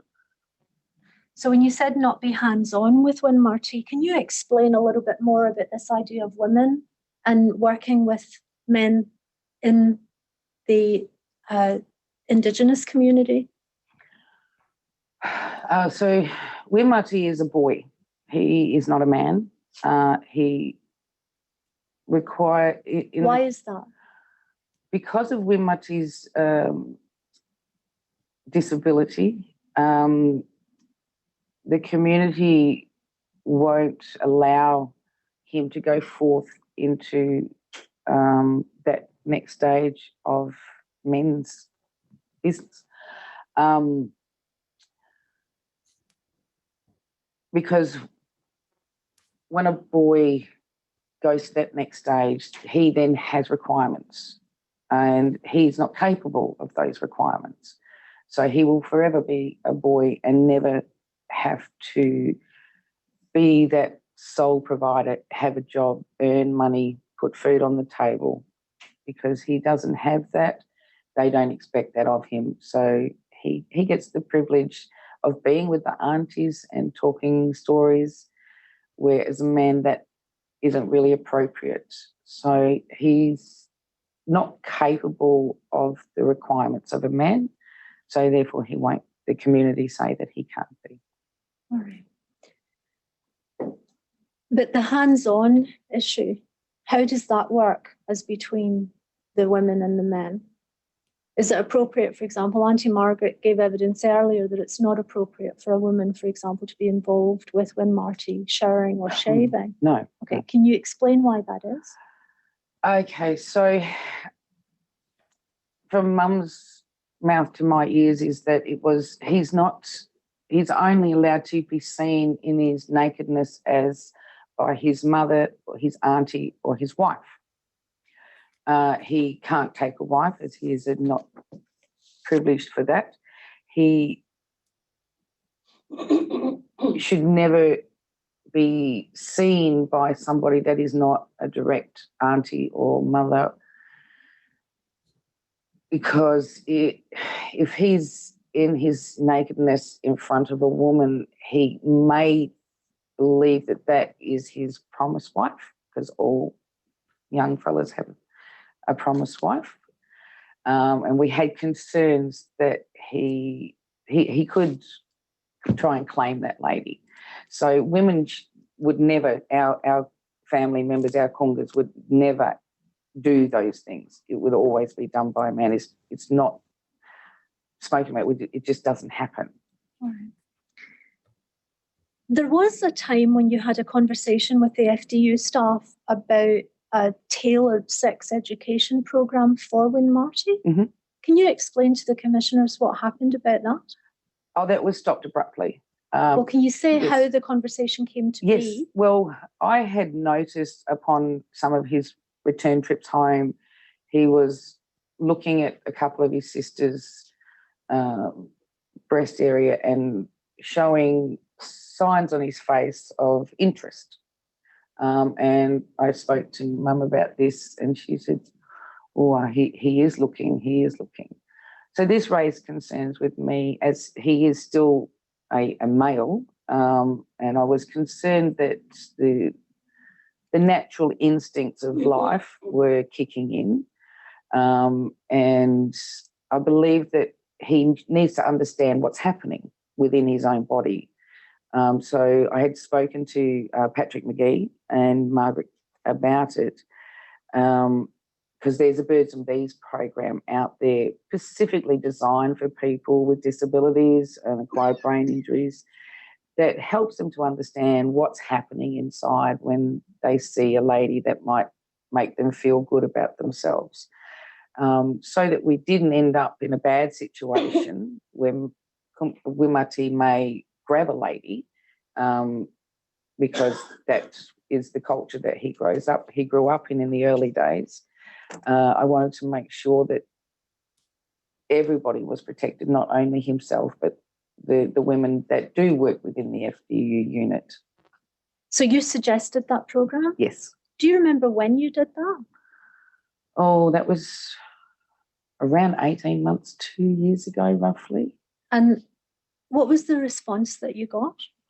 No, they hadn't seen it. Their guards hadn't noticed any of the things that we had seen, and they didn't feel that it was applicable and it wouldn't happen. And moving forward from that time when you first suggested it, have the FDU now agreed that a sex education program would be helpful? No. As far as you know? No, not to the best of my knowledge, no. All right.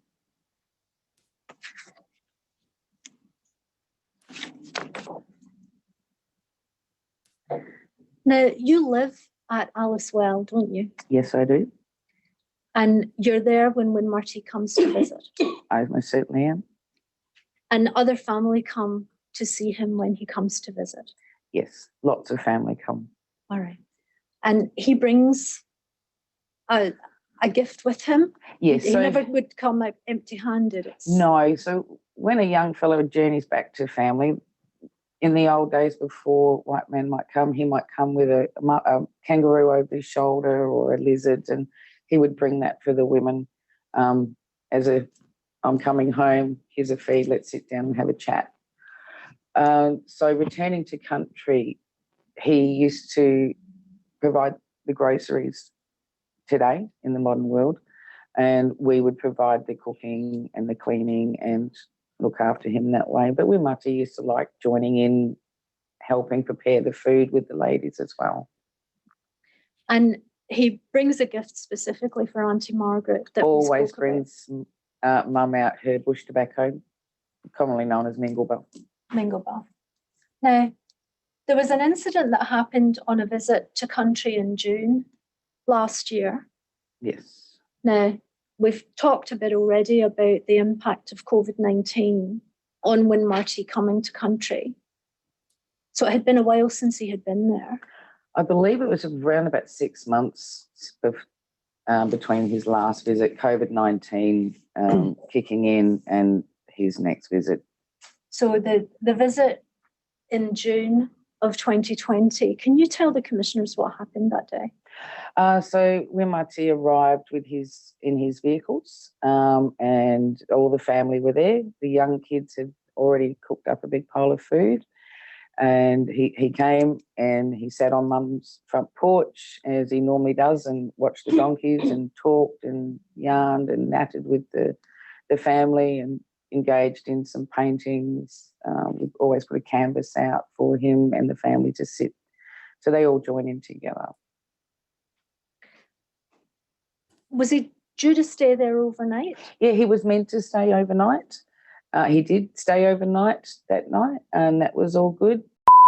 Wimati likes to sit on the front porch and watch the sun go down.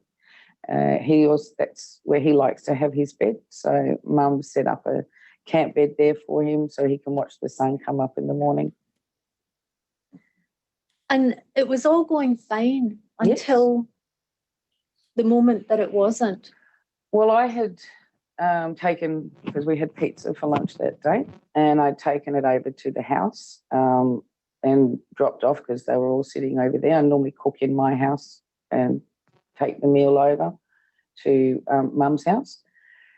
And one of the guards had said to me, "Oh, we'll have to get ready to start packing up soon." And I said, "Can you just let Wimati and the family know that that's what's happening?" And as I took the empty containers back to my house.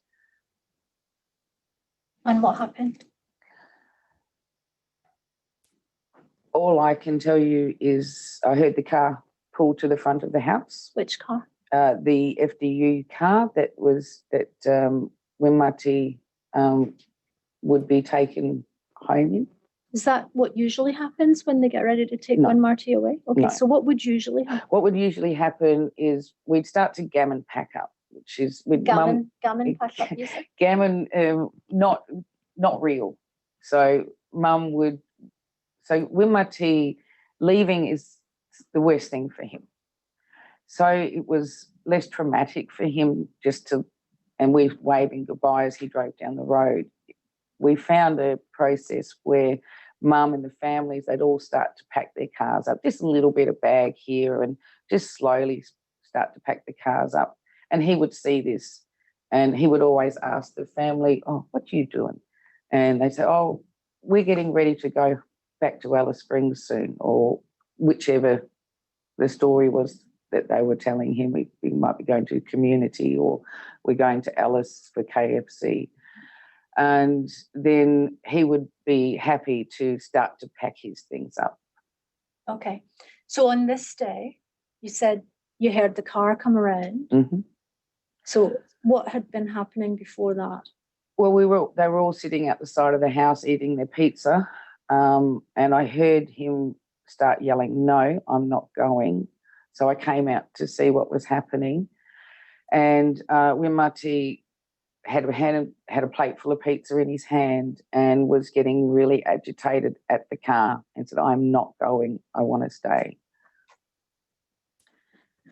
Now, there was then an incident where he actually damaged the car quite badly, wasn't there? Yes. He had found a shovel, which we thought we had hidden well enough under the beds in the house, and he had spotted it somehow, and he had taken that shovel and proceeded towards the escort vehicle from the FDU, not his car. So his car had been pulled up at the front, and then the escort vehicle was still between our two houses, and he then proceeded to walk towards the car, and I said to him, "Wimati, we are wandi," which means leave it. "No, don't do this."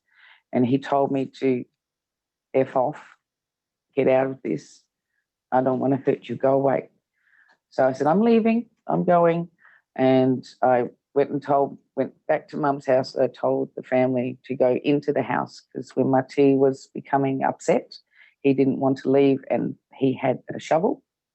So Mum escorted everybody into the house. As this was a if we did have an incident, this was a plan between FDU, Mum, the family and myself. If an incident did happen, what we would do, was put the family inside the houses. As they're very strong, he couldn't be able to enter the building. They have cages all the way around to keep him safe as well as the family members, which Mum did. She proceeded to get everybody in. I was going from Mum's house over to my house to let the guards know that we're inside my house.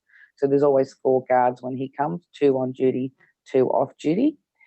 And the 2 off-duty guards at that point in time, I believed, were sitting in one of my bedrooms, which they use when they come to stay. So I was going to my house, and as I passed Winmarti, I asked him, please don't do this. And I'm not going. You F off, get out of this. So I'm leaving, went to my house to let the 2 guards that were off duty know that Winmarti was escalating. Yeah. So that became a fairly dramatic incident, didn't it? It went on for quite a few hours. And eventually it was able to be contained when Marty was taken back to the FDU. Yes. Did you speak to the staff at the FDU about what happened that day? I did speak to and while it was happening. So I was, because the guard in charge and the one that was trying to calm Winmarti down, he was outside and occupied and not able to use his phone. And I was unable to find the other 2 guards in my house. And so I had concerns that head office may not have known. And I also have a requirement as his support coordinator to inform my hands in Sydney that we were having an incident. So I did ring and let them know, and my company as well. All right. Were you involved in what would be termed a family debriefing after the incident? Did anybody from the FDU speak to you about what happened, how you responded, what the impact was on you? No, I asked who was the unit manager at the time if I could be part of the debriefing. He said that I wouldn't be able to be part of the first debriefing because he wanted to debrief with his staff first. And then after that fact, then I'd be called in for a debriefing with the staff as well. That didn't happen. All right. So the conversation that you had with about potentially being involved in a debriefing, was that on the day or Yes. that was on the day? Yeah, I said when this is all over, we'll need to all sit down and have a good talk about this so that this doesn't happen again. And he said, yeah, we'll do that. We always have debriefings after visits or after an escalation anyway, but he wanted to do. But a few days later, I did call him and ask him when the debriefing would be, because I know they can take a week or 2 to get all of their information together, and said that he would let me know. They were having their debriefing that day and that I couldn't participate in that one as he wanted to do it with his staff first, and he would let me know in the future when we'd all come together and I'd be able to participate. All right. Was Auntie Margaret involved in the conversation with No. either of those conversations? No, that I was calling him as the support coordinator for Winmarti. Okay. And if I've understood your evidence correctly, you're saying that there's never been a debriefing with the No. family about that incident? No. So the visits home stopped for a while after that, didn't they? Oh, they stopped for right up until the last one we had. I'm sorry, I can't recall the date off the top of my head, but we've had one since then. There was one in December just before Christmas. Thank you. Yes. All right. But that was the one that when Marty had a seizure Correct. and the visit was cut short Yes. because he had to be taken back. Yes, it was a long seizure. Right. Now, you were aware that there had been some conversations around the medicine that when Marty was taking? Yes. So Mum had spoken to me many times that she had concerns that the medication was increasing again because he was very drowsy and very sleepy. And even when he did come out that day, he was quite unstable on his feet. Excuse me. This is the December day. Yes, a little bit wobbly with his walking, not being able to talk properly. It was very slurred and not being able to communicate. He wasn't interested in painting or doing anything. He normally wants to go for a walk or look for a donkey or pat one of my kangaroos, but he was just sitting. And you've been involved as well in that sort of time between the June incident and the Christmas visit with FaceTime calls with Win Marty?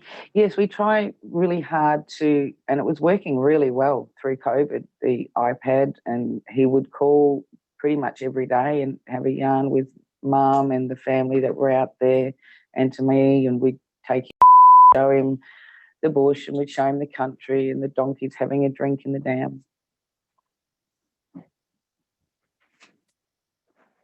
And since the visit in December and the seizure that he had that day, has he been back on country since then? No. And he's sick now, isn't he? Yes, unfortunately, right at this point in time, Win Marty is in Alice Springs Hospital.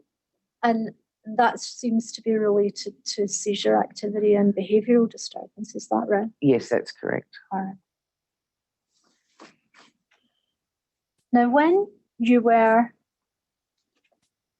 he was painting more prolifically than he is now, as part of his NDS plan and also as part of the family plan, you had some plans for his artwork, didn't you? Yes, we are still hoping to follow through with it. So we've been given a little bit of funding from his personal money to organise curators. We'd like to have a showing of his art in Melbourne, so people can get to see his amazing pieces of artwork. When you say from his personal funds are managed by the trustee, aren't they? That's correct, yes. All right. What would you like to see for Win Marty, Ms. Stockham? I would like to see him with the family a lot more. I'd like to see him in a place where he has the freedoms to walk outside his front door and have a walk around his yard. I'd like to see him have a dog. He loves my dogs. He loves animals. I'd like to see him just be able to have a normality as far as we possibly can. He can't go outside without permission. He can't go outside without somebody being with him. And sometimes we all like to just sit and be alone, but he doesn't have that privilege. I'd like to see him in his own home where he has what he needs to have a quality life, where he gets to interact and be with the family, where he's cared for, loved, and without the restrictions and requirements that the FDU units do have. And I've just been helpfully reminded, was part of the NDIS funding used for the Nunkery, or is that something separate altogether? No, I paid for that myself. All right. Is it possible to get NDIS funding for something like that? Do you know? It's not something I've actually looked into at this point in time. Possibly not, because they would need to be registered as an allied health professional, I would believe. It would be something I'd have to look into. So as a traditional healer, you'd just have to put in the application and say, is this a possibility, and wait Yes. for the decision, is that right? That would be the best of my understanding, yes. All right, thank you. I have nothing further. Thank you, Commissioners. I'll ask Commissioner Mason if she has any questions of you. Thank you. Thank you so much for your evidence today, and for making the trip to appear today. So thank you. I wanted to just follow on with that question about Nunkeries. They are also working in the Alice Springs Hospital, in the Royal Adelaide Hospital, and that understanding of their importance and value for Aboriginal people in Central Australia is important. I wanted to ask you a question about the importance of continuing practices of culture and if there's time to be made up given the time that has been lost for him away from culture and country. Is the family feeling hopeful that if things change that he can be supported to pick up that learning and for it to be something that helps him to be part of the community and family in a stronger way? Or they feel like that there might have been some things lost in him that can't get back, if you can understand what I'm saying. Thank you. Thank you. Culture is the utmost important thing. This is a young fella that grew up with culture. He grew up learning from the day that he was born, who he is, who his family songlines are, what his story is, where he comes from, where his ancestors come from. The land that we sleep on is his ancestral land. Without culture, I believe an Arnhem person is sick. They can't be without it. It'll be like us cutting off our arms. If you don't have culture in your life, you're not whole, you're not full. You can't do who you are, because culture is who you are. It is part of your breathing, your living, your family, your stories. It is everything. It is the most important thing for our Central Desert Mob family, that his culture is brought back to him and able to be practiced by him at his time. And yes, there would be a lot that has been lost because he hasn't been with the family. He hasn't been able to learn what he should have been learning over the last years of being imprisoned, because he hasn't been able to sit with his uncles and learn his stories. He hasn't been able to sit with his mums and his aunties to learn the stories. So when he comes out home, it's actually more about getting his feet in the dirt, which is fundamentally important, and feeling that Mother Earth underneath him and telling the stories with mum and the family that he recalls.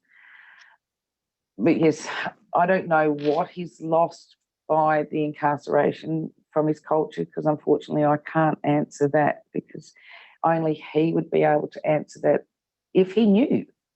But how could he know if it hasn't been taught? But every trip home, he gets stronger. Every trip home, he remembers more, and he has more happy stories to tell. He remembers walking down to the water tank with his brother Barry when he was, 8, 9 years of old. He likes to tell me these stories. He likes to tell me about the malu that he sees in my backyard, kukamalu as he calls it, and the donkeys, and how they're the most important thing to him, is to see the bullocks and the donkeys. And I think that comes from the stories that the old men were telling him when he was a young boy, because his grandfather, mum's father, was a cattleman on Maryvale Station. So I know he can smell the feces of the bullocks, and it reminds him of all those stories, and he likes to sit and tell mum those stories. But yes, unfortunately, I can't tell you what he's lost. That's not a question I could answer, Commissioner. Yes, thank you very much for your coming to Brisbane, Mianjin, to tell your story and bringing your story from Central Australia and for sitting and walking and talking with Auntie Margaret, your mum. We really appreciate it. It's been very, very important to the Royal Commission to hear this story. Thank you. Thank you, Commissioner. Thank you.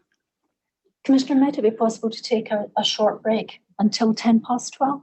Right, we'll break until 12:10 Brisbane time, Brisbane 1:10 New South Wales time, and then I'll hand back to the chair for the next part of the evidence. Thank you.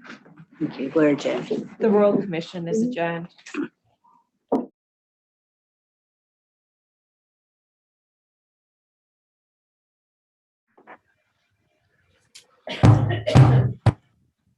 The Royal Commission is now in session.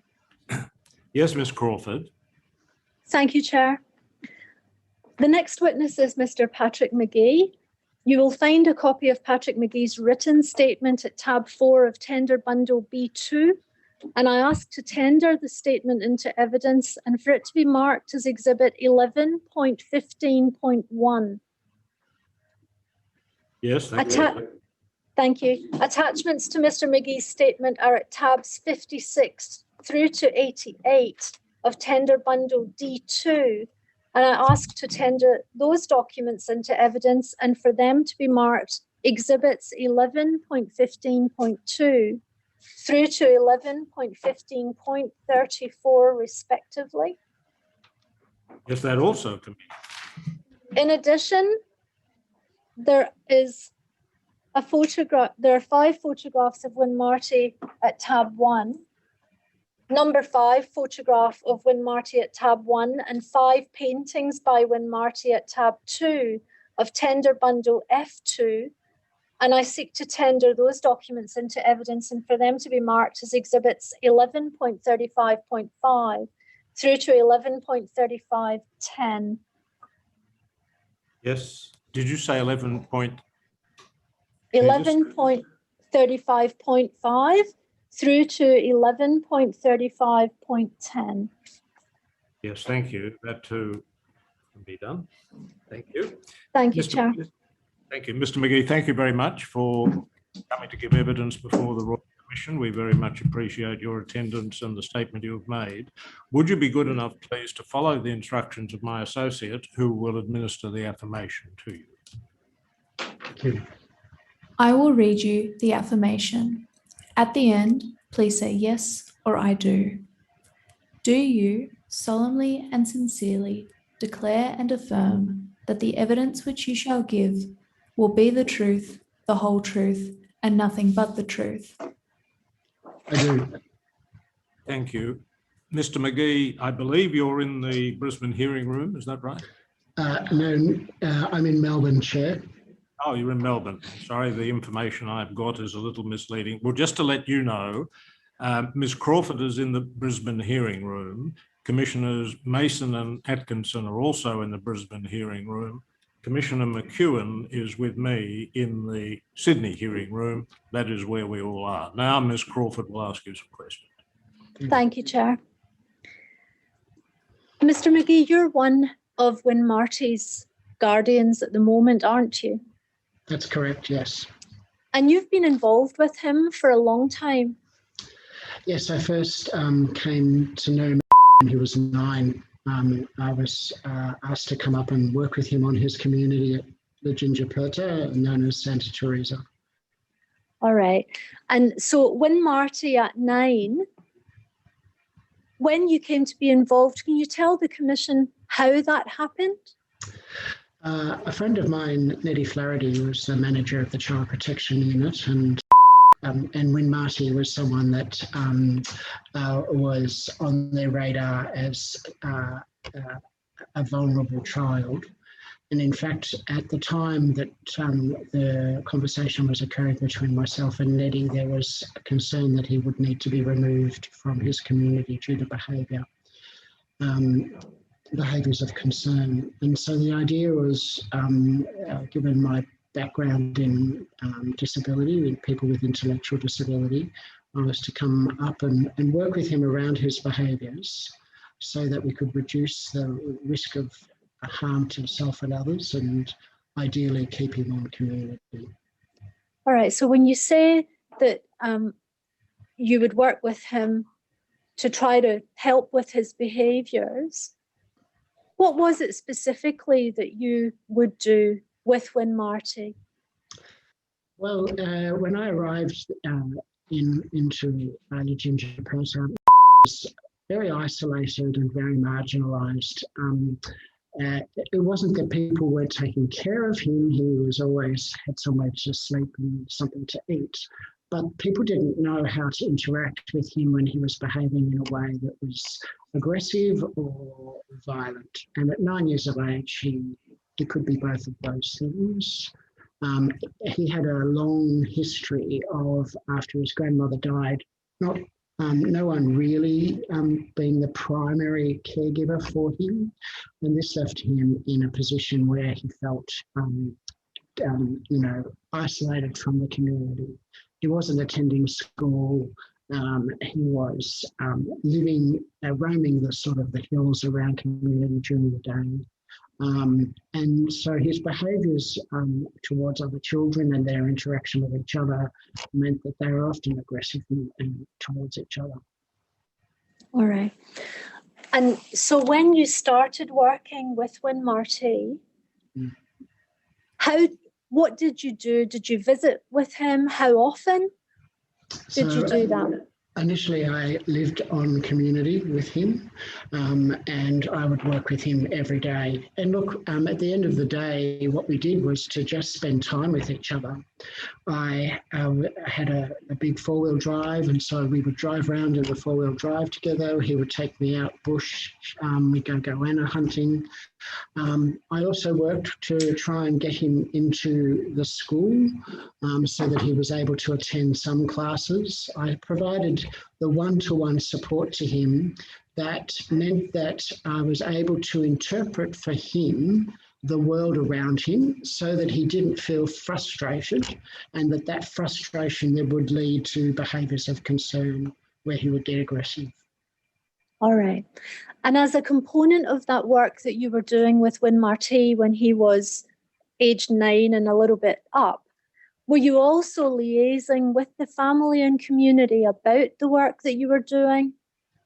Yes. I need to say that, I was young and naive and a white fellow from the city, so I don't think I was very culturally sensitive, but I certainly tried in my way to involve the family, and they were very receptive to the work that I was doing. And community. I mean, I think that at the end of the day, community came to see that I was able to take care of, and in taking care of, reduced everybody's anxiety about him and his behaviours. And he too was able to then interact with community under my guidance in a more positive way. All right. Mr. McGee, can we just I know it's difficult, but can you just try to remember that the reference is the Win Marty reference? I know it's a difficult thing to do. Yeah, sorry I'm so sorry. That's all right. So when you were working with Win Marty, you came into contact with Auntie Margaret and other members of the family? Not initially. I certainly came into contact with all of the family members on Santa Teresa. And I had visited Titchakala on a number of occasions, but it was just a visit, and really my job was to drop him off at family and pick him up again. I didn't come to know Auntie Margaret until sort of around 2014, 2015. All right. But it did come to be that you were instrumental, I believe, in Win Marty going to live with his Kuminjay? So the way it worked was that he was already living in Kuminjay's house with Kuminjay and his wife at the time. What I was able to do was to help everybody understand how to interact with so that his behaviour towards them and their interaction with him was much more positive. And that strengthened the capacity of the family to actually living with them. So in the end, really, it was a number of dynamics that were played out. There was my work, there was the role that Kumanjayi played in life, there was the cultural obligations on Kumanjayi to be the caregiver For Win Marty. From Win Marty. Sorry, Win Marty. My apologies. That's going to be my apologies. I will pay attention to that. For Win Marty to live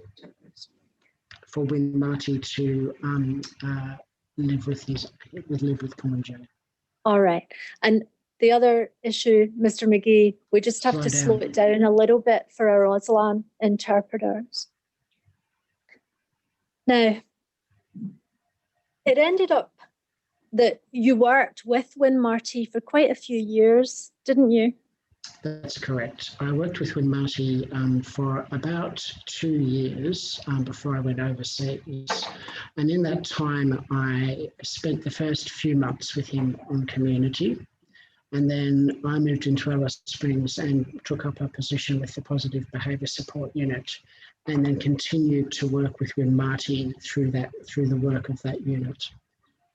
I arrived to work with Win Marty in January of 2000, and I left in about the middle of 2002. All right. Now, you are well aware of Win Marty's offending history and custodial history. Yes. With respect to his offending history with Kumanjayi, yes. When did you become aware of that event? I became aware of the event after it had happened through a friend, Graham Giles, who rang me to tell me what had happened on community. Graham Giles and his family lived at the Ginger Perta when I lived there with Win Marty, and in fact it was Graham Giles who continued to provide the one-to-one support that I'd been providing Win Marty after I left. Graham rang me to let me know what had happened. And when did you first become involved with Win Marty as his appointed guardian? So the incident that we're referring to occurred in 2007. Between 2007 and 2009, I went to visit Win Marty at the Juvenile Detention Centre as often as I could make it up to Alice Springs. During that time, I became concerned for his welfare. I felt that he was very heavily chemically restrained whilst detained in the Juvenile Holding Centre. And over that time, I realised I was already a guardian with the Office of the Public Guardian in Melbourne. So I knew how guardianship worked, and I knew that you could become a guardian for someone upon application. So in 2008, I decided, after discussing it with some friends of mine who were guardians, that I would seek to become his guardian, and did so, and that occurred in 2009. At that time, was anyone else acting as a guardian for Win Marty? No, there was no public guardian for Win Marty, and I was the only person initially. I think the public guardian came on to the order, though, very soon after that. At first, I was welcoming of the public guardian's involvement because I felt that I lived in Melbourne. There needed to be a guardian and a service system connection in Alice Springs for Win Marty, and as well as the guardianship that I would provide. And I felt that both were complementary roles and each could play a part in decision making. Over time, the relationship between myself as guardian and the public guardian deteriorated because we we were on different paths and we had different frameworks that we were operating under in terms of what was in his best interests. So, for example, the Department of Corrections transferred him across to the sort of the adult prison from the juvenile holding centre, and this was something that I fought because I didn't, whilst he was, when Marty was 17 at the time, I didn't feel that he was capable of managing in a maximum security prison, whereas the public guardian wasn't as, didn't oppose that. All right. So in your view, as a guardian for Win Marty when he was still a juvenile, what did you hope might happen for him then? Look, it was a very difficult time and the judgment hadn't come down from the Supreme Court hearing. And so everybody was in a state of limbo. And I think what I'd hoped, I can tell you what I hoped when I became his guardian. I hoped that I would be able to protect him from the terrible things that I knew would happen to him if he was in a maximum security prison. All right. Now, he ended up being transferred to the maximum security prison, didn't he? He did. And he was just 17 at that time? That's correct. All right. Mr. McGee, when you refer to waiting for judgment, I take it the sequence of events was that when Marty was found unfit to plead to a certain charge, then there was what in other jurisdictions might be called a special trial to determine what sort of order should be made. And that led to a hearing to determine the length of time that he should be subjected to a custodial order. The Northern Territory is not the same as other jurisdictions, and that opened the way to him being detained for an even longer period. Have I got that right? Yeah, that is correct, Chair. Thank you. Chair, this might be a convenient moment to break for lunch, but before finishing, perhaps a reminder to everyone that there is a non-publication order over the name of Win Marty and any information which will or is likely to identify him. Yes, thank you. All right, we'll adjourn now. I'm sorry for the interruption, Mr. McGee, but we'll need to come back. Of course. You're in Melbourne. That will mean that you come back at 2:30 p.m. or we'll resume at 2:30 p.m. and it will be 1:30 p.m. Of course. Brisbane time. Thank you very much. The Royal Commission is now adjourned.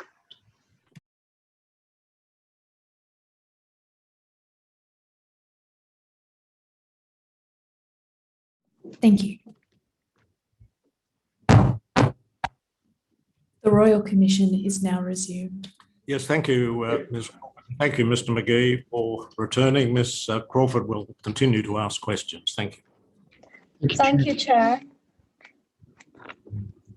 Now, just before we go back to Mr. McGee, just a very brief history for Win Marty, just to set the scene. Win Marty was born in 1990, and at the age of 9, he was diagnosed as having an abnormality in his right temporal lobe.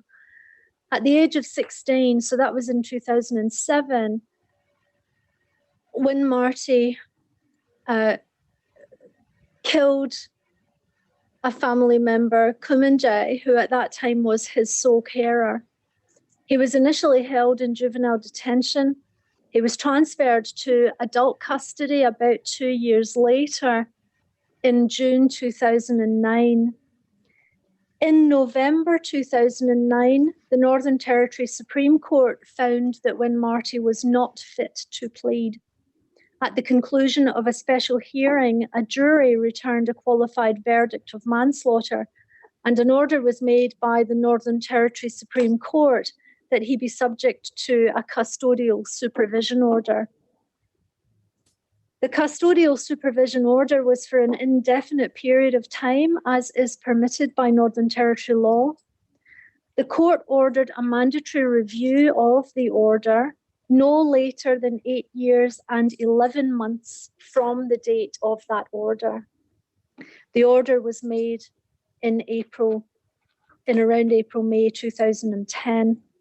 In 2014, the Australian Human Rights Commissioner released a report that described Win Marty as having been subject to the most severe treatment whilst he was in prison, including frequent use of physical, mechanical, and chemical restraints, seclusions, and shackles when he was outside his cell. In early 2018, the custodial supervision was ordered such that he was to be transferred to a secure care facility. He was transferred to Alice Springs Secure Care Facility, which has been referred to in this hearing as the FDU, in 2018. And in November of 2020, the Northern Territory Supreme Court conducted a periodic review of the custodial supervision order, confirming the order as it existed at that time. Thank you, Chair. Thank you. So, Mr. McGee, we stopped just before lunch talking about, at the age of 17, that when Marty was transferred into a maximum security jail. Now, you were involved with him then. Can you describe for the Commission what those conditions were? Certainly. The maximum security jail that we are talking about is outside of Alice Springs, about 30 kilometres. And I remember one of the first times that I went there, it took, there were 13 gates to get from the reception area to the point where I could see 13 gates that needed to be opened and closed. It was a very hot day, and it's a very hot place, lots of concrete, and it was a maximum security jail. It was what you would expect. All right. The unit where it was held, when I got there, he'd been held in a small cell, but they built a veranda onto the front of that cell. The veranda was just simply a cage of bars that were onto the front of the cell, and it allowed him to sit out of the cell, but still be contained in a solitary fashion. Now, I just read briefly into the record the Australian Human Rights Commission report with respect to Win Marty's treatment at the jail. It was also the case, wasn't it, that the jail accepted the criticism that they in fact were not equipped with alternate measures that would have enabled them to treat Win Marty in the way that his disability really dictated that he needed. It's important to remember that the jail were not operating according to the disability needs of Win Marty. The jail was operating on the security classification that Win Marty brought with him when he was transferred from the Juvenile Holding Centre. And that security classification was based on the crime that he'd committed. And so he was classified as at the highest security threat that the classification allowed, and thus he wasn't allowed out of his cell very often. I think that there was a long period where he spent 23 out of 24 hours in that cell. And when he was out of that cell to go and have to go from one part of the prison to another, he would be shackled, his hands and feet would be shackled and there would be a chain that would run from there and connected to a belt, similar to the previous person that you've been talking about earlier in the commission. I think that this classification, this security classification, is what dominated how the prison felt they interacted with Win Marty. And to your knowledge, it was when he was in that maximum security prison environment that he began to harm himself by banging his head on the wall. That's right, isn't it? Look, I suppose I just would like to say that there is in fact a history to this particular behaviour of concern that when Marty had. I know that when I was with Win Marty on his community when he was a child, that he would bang his head if he would get frustrated. What was different in the prison was the fact that there was no one there who was intervening in a way in which would take into account his impairment, and thus changing the behaviour through a positive interaction. The security classification meant that he was often hitting himself for long periods of time, and so he would be banging his head against the wall in frustration for long periods of time. The security classification dictated the response of the prison to that behaviour, and when Marty would often be, so guards would go into the cell, they would pin him down, they would to intervene in the head banging behaviour. Often this would occur, a long time after he had commenced banging his head, and then they would take him to a restraint chair, similar to the restraint chair that Mr. Voller had been put into, and there they would inject him with a tranquilizer, and he would be in that restraint chair for a period of time, anywhere between, say, half an hour and 2 hours, depending on how agitated he was. And so the response that they utilised was a response that came out of their security policy regarding intervening in what they determined self-harming behaviour. But it was based on a person with capacity. So the intervention had the assumption in it that if they did this once, a person was unlikely to do that again. Whereas with Win Marty, this learned behaviour from childhood became amplified and intensified in the context of a very, in a very restrictive setting. Now, when those types of interventions, security interventions, were used by the prison for managing Win Marty, were you advised of that by the prison as Win Marty's guardian? No. Oh, you have been? I was never advised that they were doing this.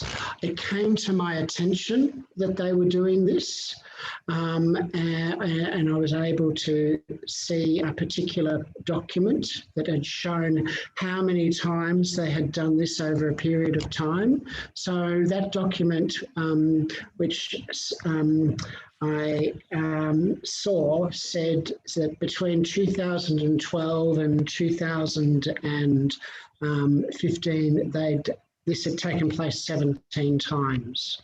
This placing him into a restraint chair. All right. I bought whenever I felt that there was, I mean, what would happen is people would ring me up and tell me that things were happening, and so then I would go to the CEO of the prison and say, "Is this going on?" And he wouldn't confirm or deny it. But I suppose we had built up a relationship over the period of time that when Marty was detained there, and so it allowed us to have a conversation. And I kept saying to them, if this is what you have to do to restrain him, then he shouldn't be in this place. And is it true to say that your whole concern for Win Marty was that there was no one there that was suitably trained to work with him or to explore the communication that he was attempting to engage in? Yes, that's correct. And so it wasn't a suitable place for him. Is that what you say? I think, yes, that's exactly what I'm saying. All right. So he came to be transferred to the FDU, didn't he?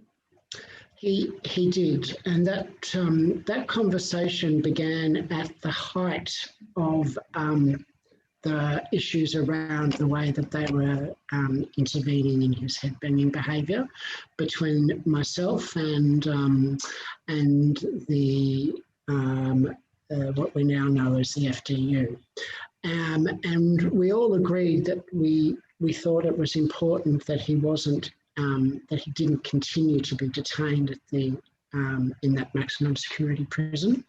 And I think that conversations began around 2013, and by 2014 he was going for an afternoon a week over at the secure care facility, and then returning to the maximum security prison.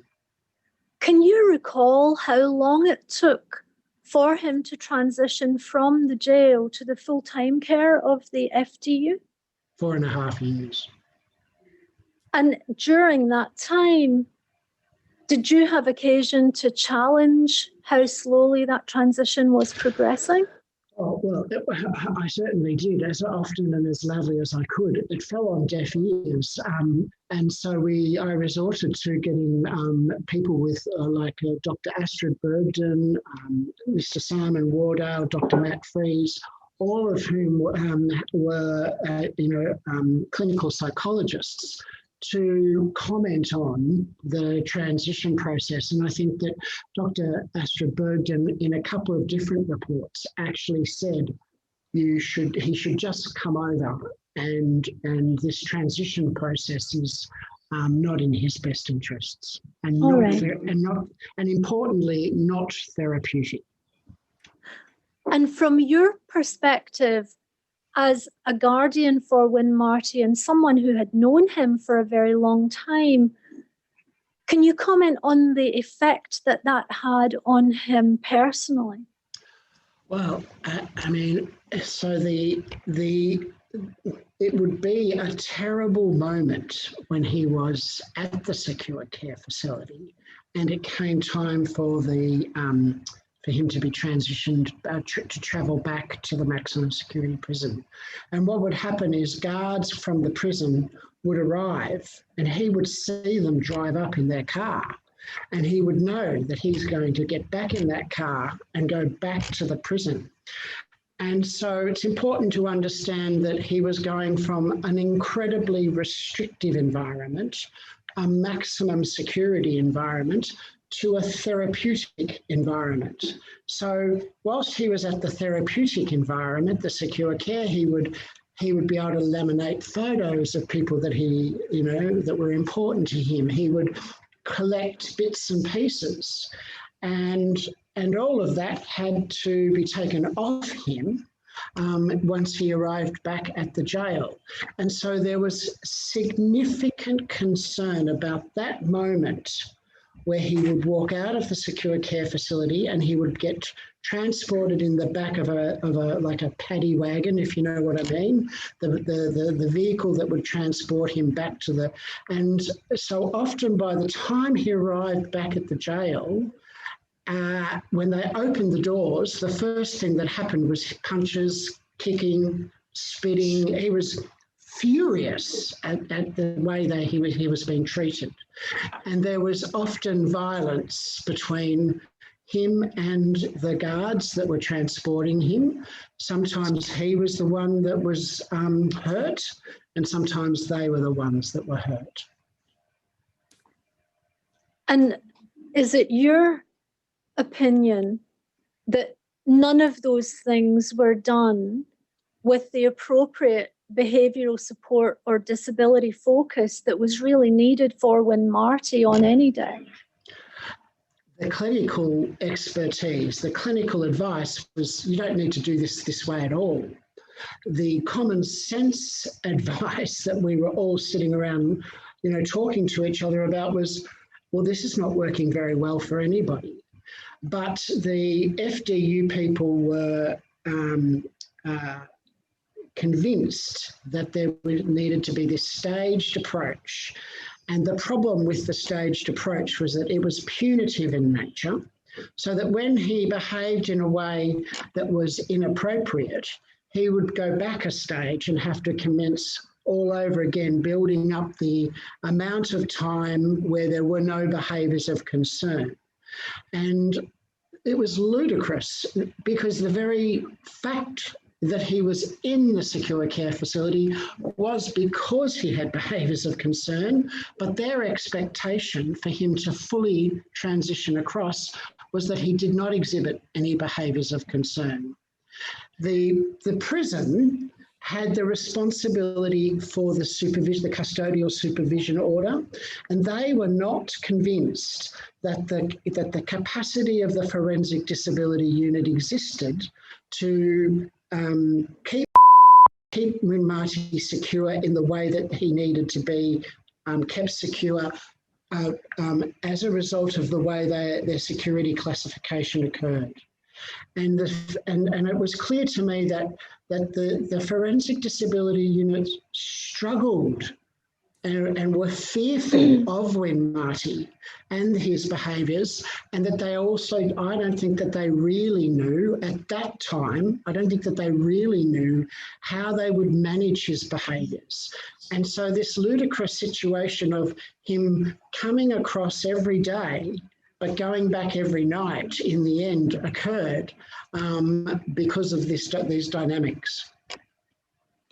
At that time, were there any other patients in the FDU? Over the time, there has been a number of other patients in the FDU, but Win Marty has been the only one there for some time now. He's still there by himself, and he has been for at least 18 months. All right. I will add that most recently in Dr. Bergden's risk assessment for the review of the custodial supervision order, Dr. Bergden wondered about whether there was any therapeutic value of Win Marty remaining at the secure care facility.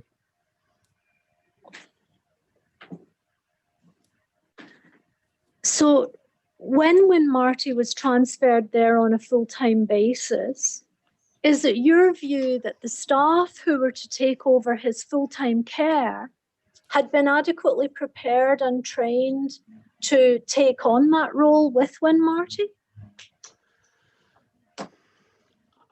So it's my view that the staff at the secure care facility try to do the best that they can. There's no doubt about that.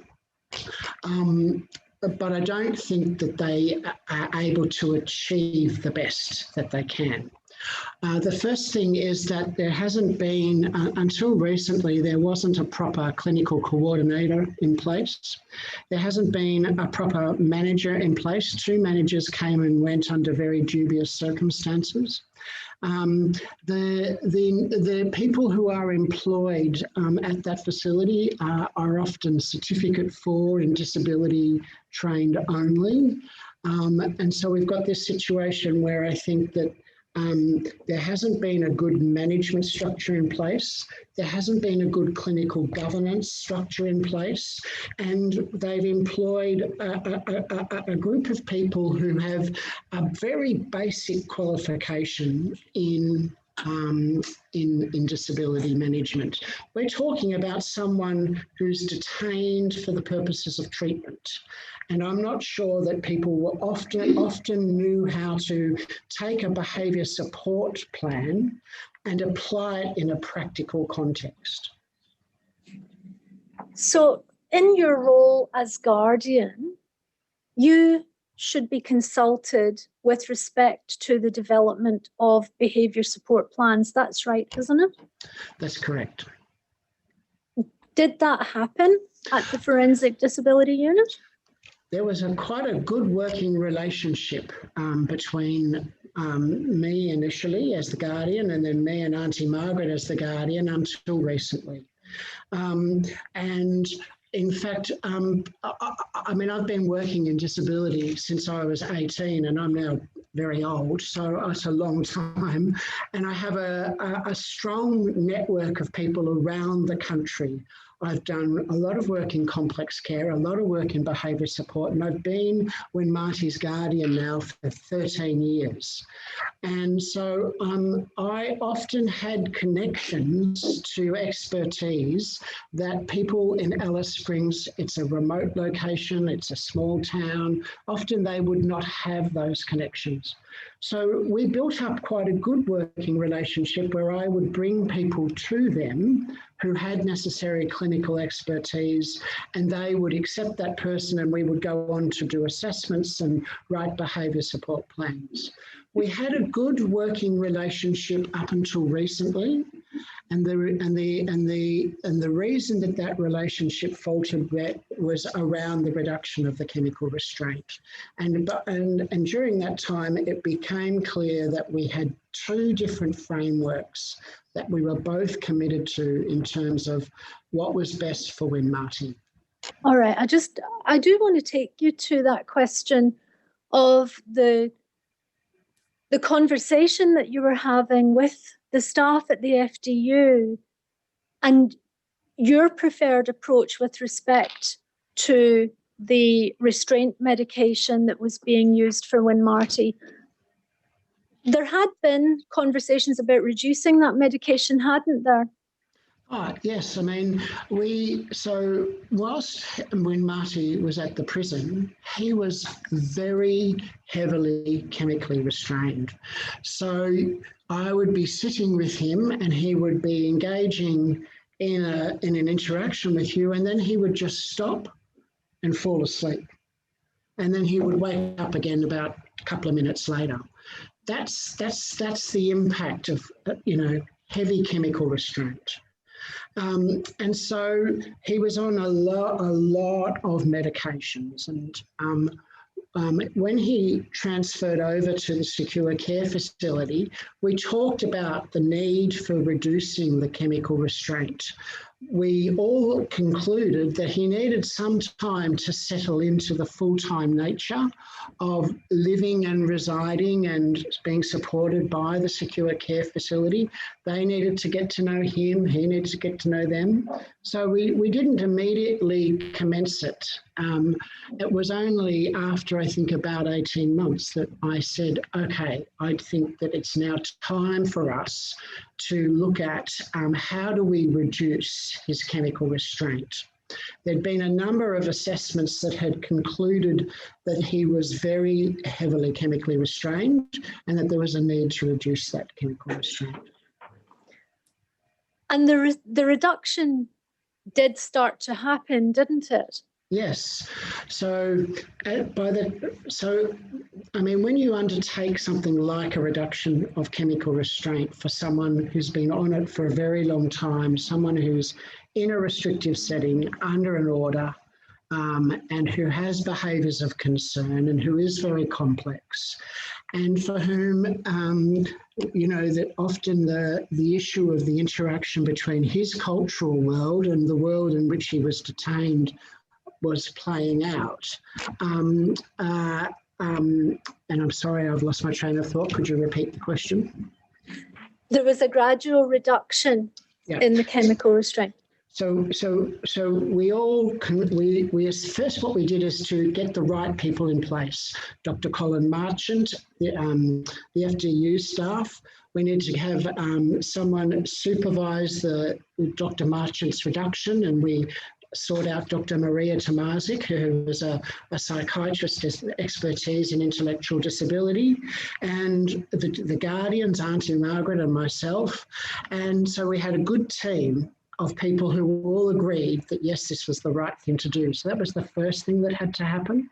And then we had to decide on how and when. And so that was a decision that was guided by Dr. Colin Marchant from Congress, Dr. Tamiria Tomazic, and we began with what we sort of the least problematic medication and reduced that, and then we moved on to the next one, and then the next one, and then the next one.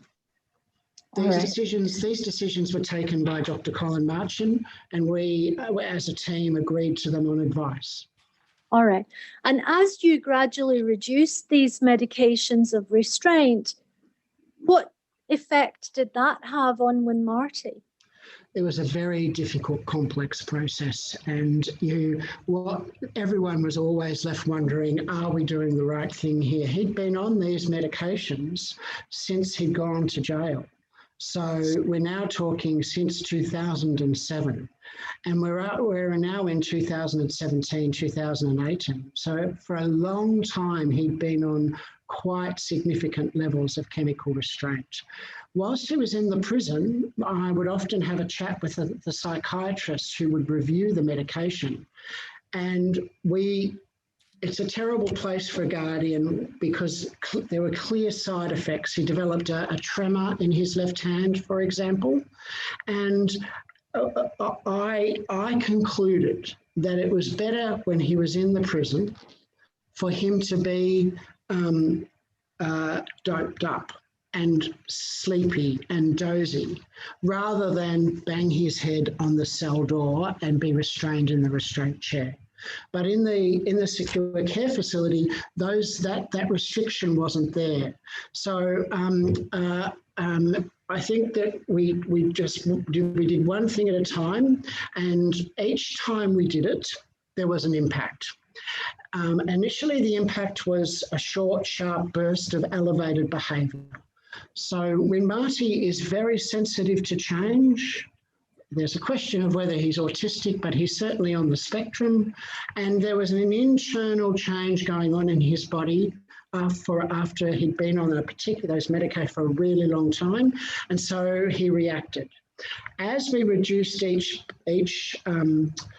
medication, this impact would increase in frequency and intensity. So there were often 2 or 3 week periods after a particular reduction where the behaviours of concern elevated quite significantly. And during that time, we all questioned ourselves as to, are we doing the right thing? Is this harming him more than it is benefiting him? But one thing that happened always after each of those reductions and each of the impacts was that Winmarty emerged, and he was a brighter, more assertive, better version of himself. He was happier. He was more engaged. He was more capable. He didn't get up, have breakfast and want to go back to bed. His personality emerged over this time. His painting intensified, and he became very prolific over this time. His capacity to sit with family out at Elliswell and have a conversation, because he was quite echolaic. But, during this time, what I saw was him engage in backwards and forwards conversation with Auntie Margaret and family, sitting on the veranda out at Elliswell, like families do, talking about nothing in particular and everything all at once. And I think that I concluded as guardian that despite the impact, and those impacts were considerable, I don't want to underestimate that for us, the outcome was better. It was a very difficult, complex time. What caused that to change? The headbanging. The headbanging in each of these times. So we got down to the last of the medication, which was haloperidol, and it was also COVID, the headbanging, and I think that there was perhaps the one thing that we underestimated was the impact upon the staff at the secure care facility. And it's since that time that I've come to understand how fearful some of the staff at the secure care facility are of Win Marty. And that fear is not just like carefulness, it's actually they're afraid of him. And I think that the team managing the reduction was a different group of people to the team experiencing the impact. And perhaps we didn't support that team enough, because I think that over the last little period of time, the last 6 months particularly, the head-banging impact, the distress of all of that, the fearfulness of that experience and that distress overwhelmed the staffing group at the secure care facility. It meant that the people in Darwin who were managing the forensic disability unit, the executive management, felt compelled to withdraw from the partnership arrangement in relation to the reduction process. And it was at that time they then began to assert their own decision-making capacity rather than engage in a partnership approach to decision-making. So that would be more where you would be advised that certain things were happening rather than being consulted as to what the options were. Is that what you mean? We had a regular sort of, it depended on the time and what was going on, but it could be every fortnight or once a month. We had a regular mechanism by which we would all come together and we would chart out what was going to happen and make decisions about that. And we did that collectively, and then that stopped. That stopped, and that process was taken back within the executive management of the forensic disability unit up in Darwin, and suddenly we were no longer included in that decision-making process, whether it be about chemical restraint, referrals to psychiatrists for assessment, decisions about transition planning or the BSP, the Behaviour Support Plan, all of the things that we had been involved with up until then. Suddenly we were no longer involved with. Mr. McGee, I wonder if I could encourage you just to speak a little more slowly. Of course. I think as you were reminded before the break, we do have to translate your words into Auslan, and also there is a real-time transcript. So thank you very much, if you wouldn't mind bearing that in mind. Thank you for reminding me, Chair. So, Mr. McGee, as well as the idea that you would be consulted around care decisions for Win Marty, when the FDU took the approach to change that, was that a unilateral approach, or did they discuss making that change with you before they made that change? It began when they decided to withdraw from the accepting the clinical advice of Dr. Marchant, so that was the first expression of this change. And then over the next few months, that it proceeded to pop up in different ways. So it wasn't just, it was unilateral in that they did not come to us and say, we've decided to change our approach and it will now be this. What happened was we began to see and experience the lack of partnership decision-making.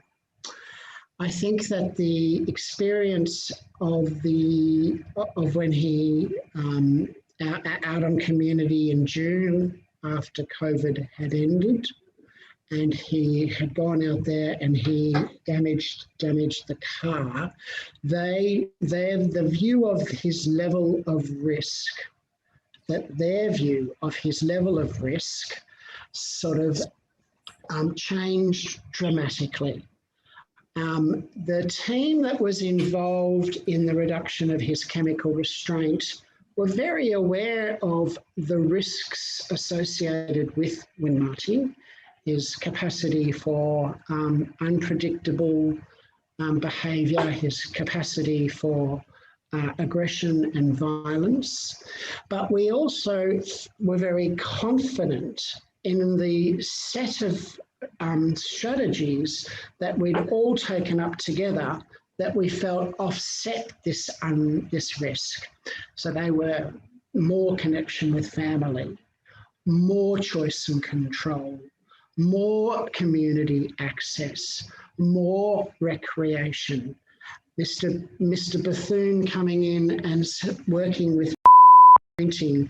I mean, during the period just before all this changed, when Marty was producing one painting a week. And so there was this gradual withdrawal of the partnership approach, and it hit its apogee with that incident. And then they started to really we started to see decisions that were being made without us. And did you challenge that? I certainly did. Communication became very tense. It was very difficult. It's important to understand that I was in Melbourne at the time. And by the time that it had gotten really heated, I was into our second lockdown. And for those of us that were in Melbourne at that time, we all went a little bit mad, and we had 100 days in lockdown. And they, in my experience of their behaviour at that time, was that they were exploiting the fact that I was not there and that I couldn't be there in the way that I had been previously. They realised, I think, that, they didn't really have to talk to me if they didn't want to. And so the communication between us became very, very tense. And there was one particular incident where the FDU went out to see Auntie Margaret and asking her to sign a document supporting their view that he should be chemically restrained. And I felt that that was a line that they had crossed, and I got very angry and lost my temper with the Director of Disability. So there was heated and difficult communication by us all during August and September and October of last year. That resulted, in fact, in you not being permitted to communicate with the FDU staff directly, or indeed anyone from Northern Territory Health, other than by way of a generic email inbox. Is that right? Yes, that's correct. In fact, only this week, when Marty has been hospitalised this week, due to the inability, the Forensic Disability Unit not being able to manage his behaviour, and he's had a significant escalation in his seizure activity and a significant escalation in his behaviours of concern, particularly his aggression, his violence. The assumption that we've all made is that this is because of the titration of medication that's been going on over the last few months, where there's been lots of changes, lots of increases.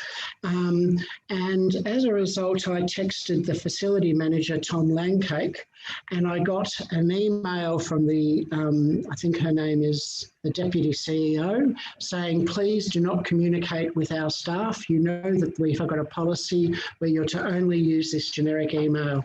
The generic email is simply a method by which they tell us, me and Auntie Margaret, when there have been behaviours of concern, when they've been administered a PRN, and when he's had a seizure. Every now and again, we get little social stories of things that he might have done, but it's not an interactive communication. It's very didactic. It's enormously frustrating. And so that happened last year, around October, you say? Yes, I think so. Yeah, it began. There was a particularly difficult meeting where the occupational therapist did not like the questions that I was asking, and so hung up on all of us. And after that, there was no more communication, direct communication allowed with the.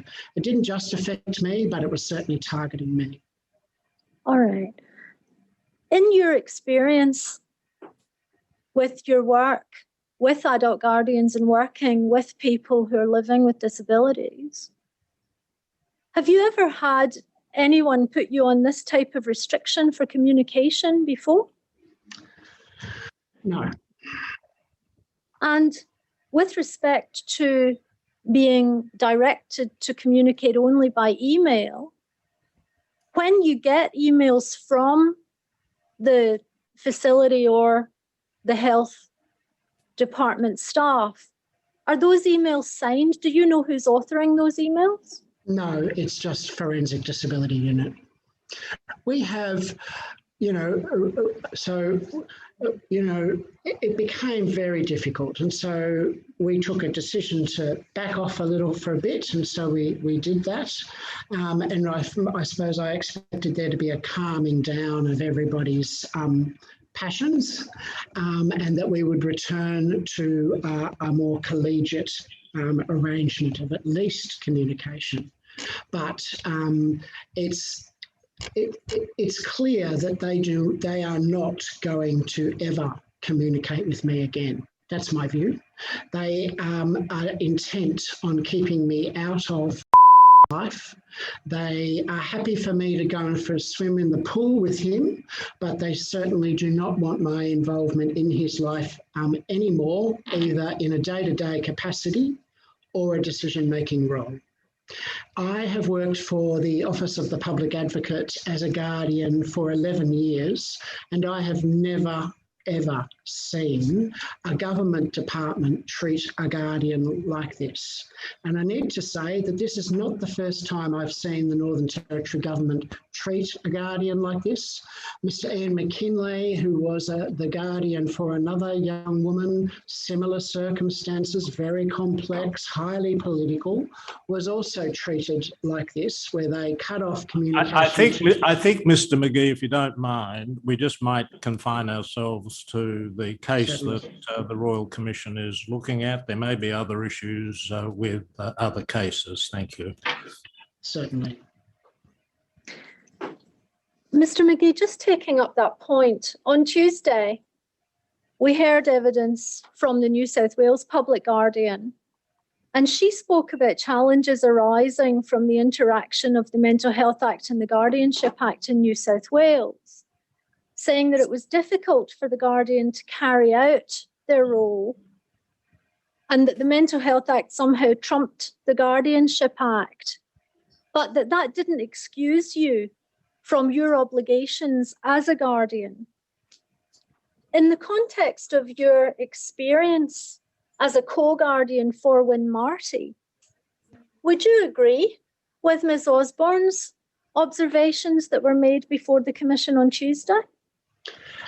I certainly would, and it's not just, say, a Mental Health Act, it's the Corrections Act. It often trumps guardianship. In other states and territories, guardianship stops at the jail gates.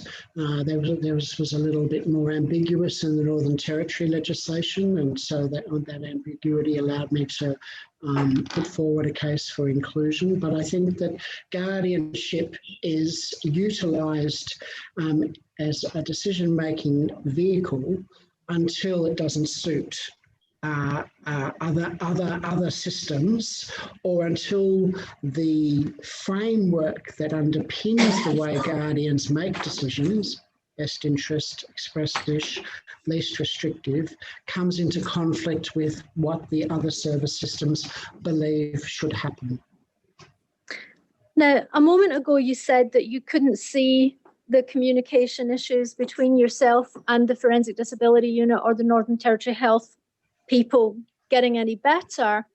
Was there a suggestion that mediation might be used in order to try to move this communication impasse along a little bit?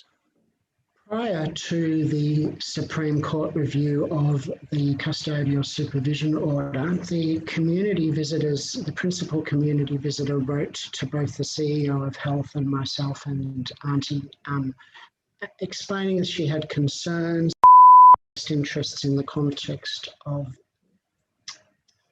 she explained that she had concerns for Win Marty's best interests in the context of the conflict, and sort of putting forward that her view was that mediation should occur.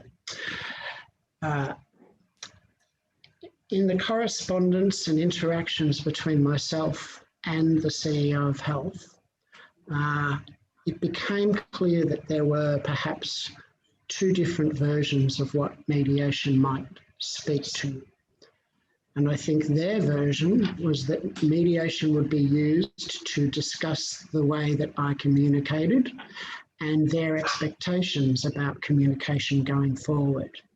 When I put forward that I was amenable to that, but suggested that we also needed to visit how we would once again make decisions with each other, they said that that would not be part of the mediation. Given the way that they were treating me at that point, I felt that I did not want to be sitting in a room where they were going to be, simply mediating over a particular view that they had without engaging in a sort of reciprocal arrangement about some of the problems I had with them as well. And we most recently, the principal community visitor wrote to me, and I assume to the CEO of Health as well, asking what progress had been made towards mediation.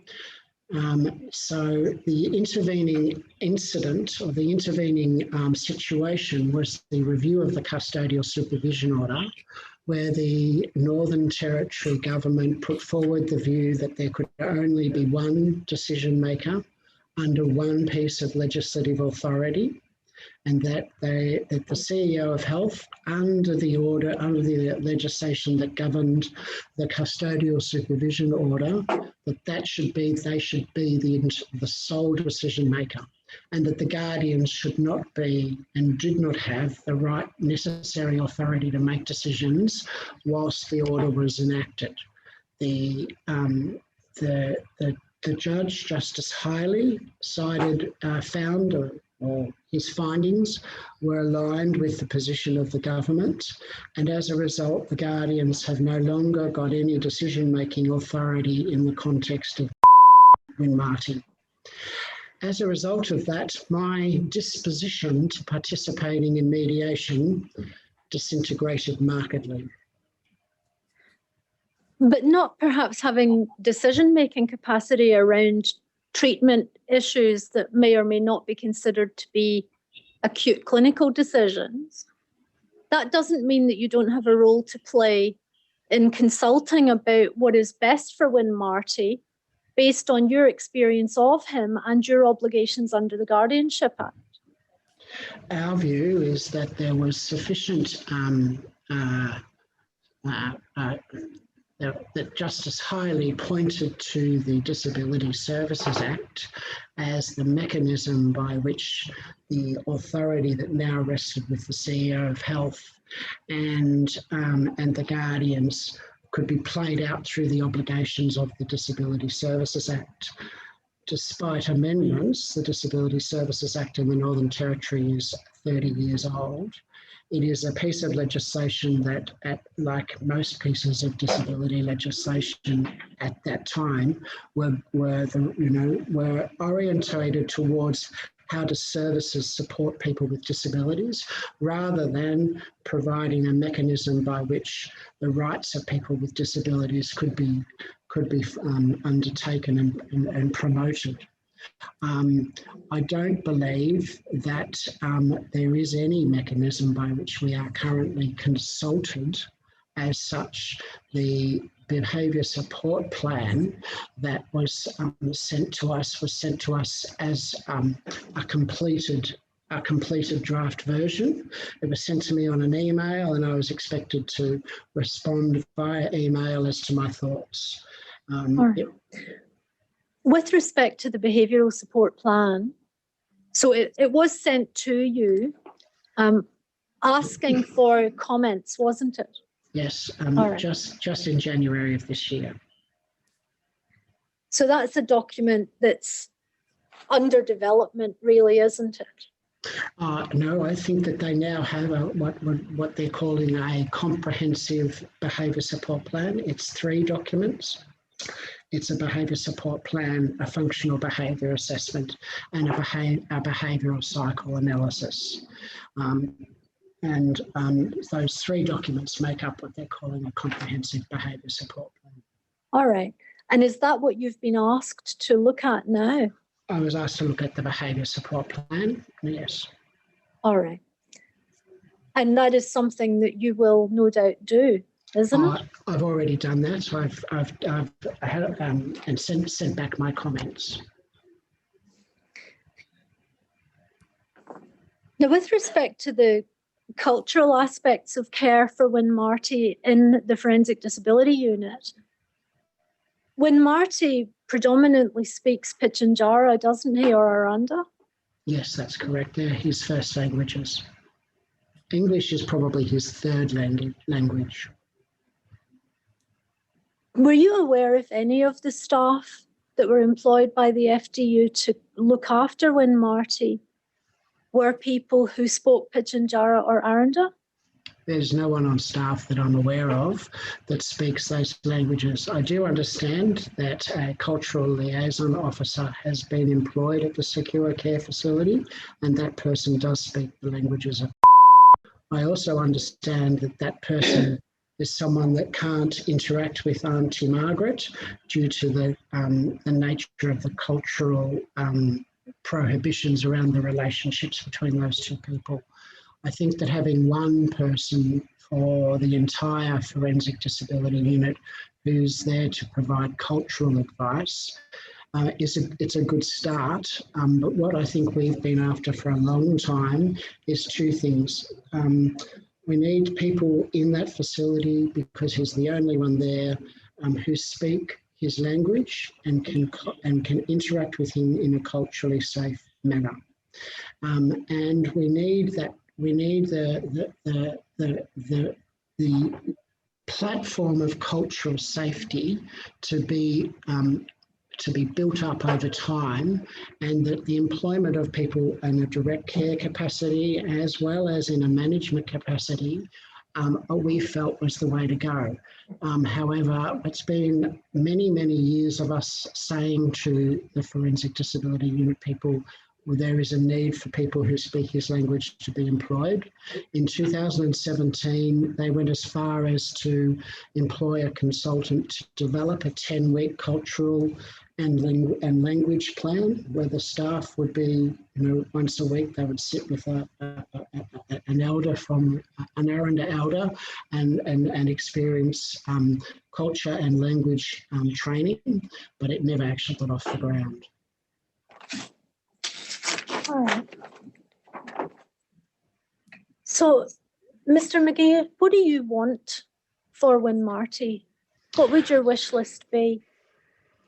Win Marty needs to leave the Forensic Disability Unit. He no longer derives any therapeutic benefit from it. There's a terrible dynamic.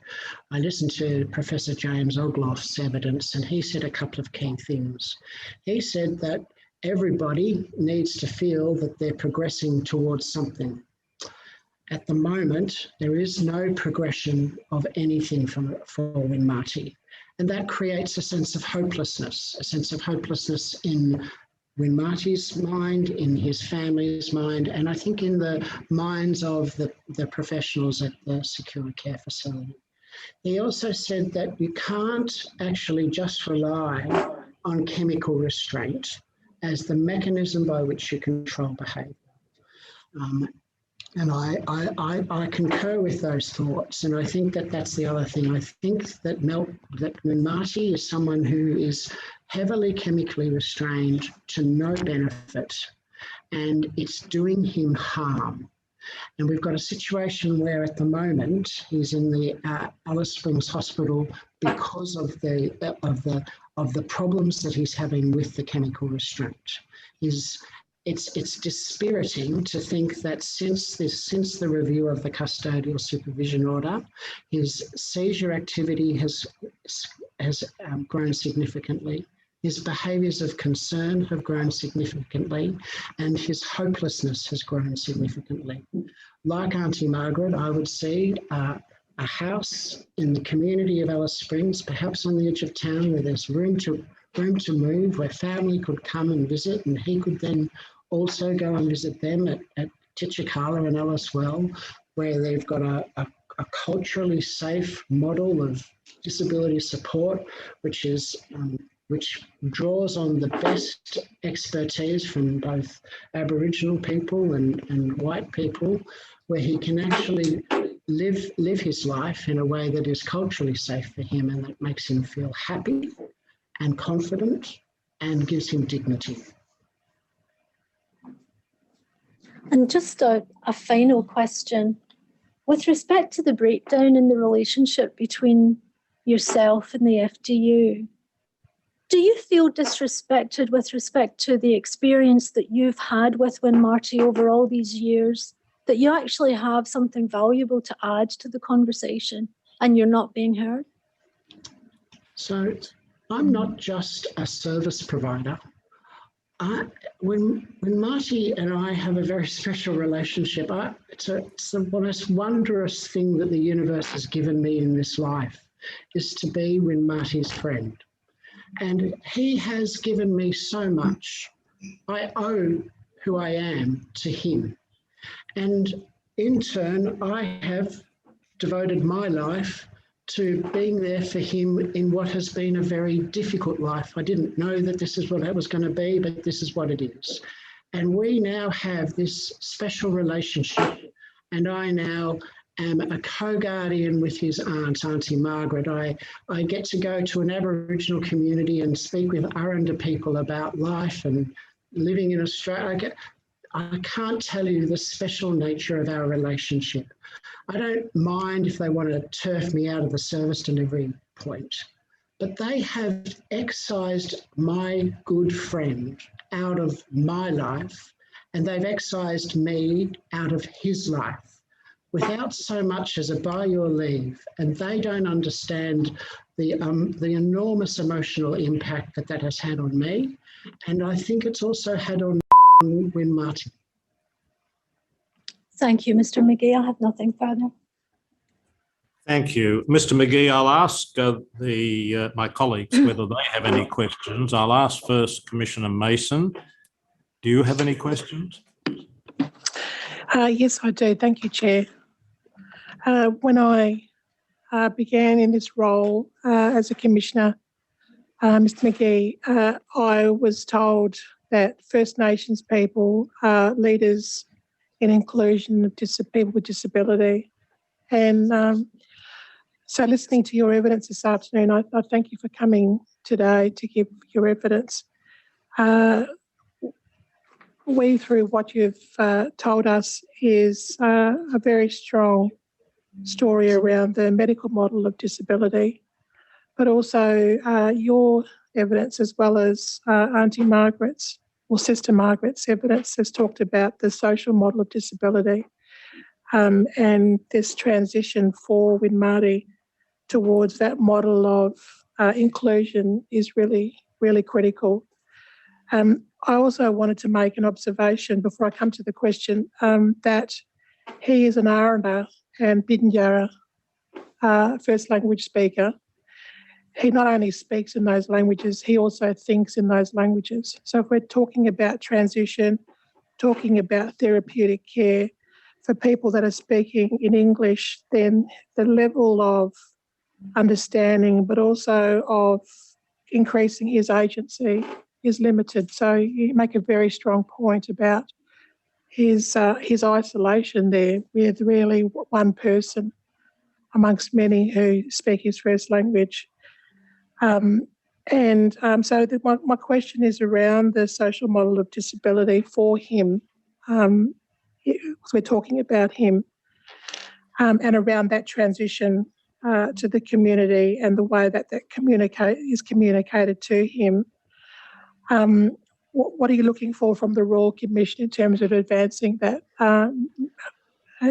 That's the question. Yes. I'm asking of us. And before you answer that question, I'll give you a chance to think about it. I'd also wanted to take this opportunity, and you talked about it in your final comments, that I want to thank you for working as a Malpawara way with Mr. Winmuddy. And Malpawara is working as a companion or friend in the Pitjantjatjara language. And again, culturally safe, culturally capable when it's done in a way that is expressed through companionship and people bringing into that relationship what they know, what they have knowledge in, and you've definitely brought your expertise and knowledge in terms of support. So I wanted to say that before you gave your response. Thank you. Thank you, Commissioner.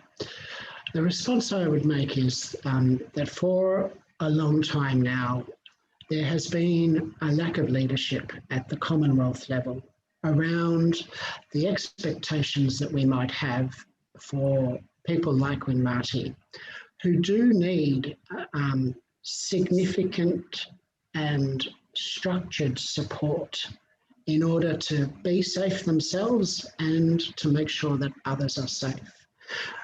That lack of leadership has resulted in a lack of political will and then a lack of resources that are needed for us to actually meet our international obligations and our domestic human rights obligations. There is a need, I think, for strong leadership at the Commonwealth level out of the Disability Royal Commission with good, strong recommendations that set expectations and benchmarks that we can all then try and adhere to. Thank you very much. Commissioner Atkinson, do you have any questions? Sorry, Commissioner Atkinson? No. Oh, No, sorry. thank you. Thank you. No, thank you. Commissioner McEwen? No, thank you. Mr. McGee, thank you very much for giving evidence and for your detailed statement as well that sets out your experiences and concerns. We very much appreciate the assistance you've given to the Royal Commission. Thank you very much. Thank you, Chair. Ms. Crawford, can we now take an adjournment for 10 minutes or so? There is something that needs to be addressed here, and we'll resume at 2:45 Brisbane time, 3:45 Sydney time. Thank you, Chair. Thank you. The Royal Commission is now adjourned.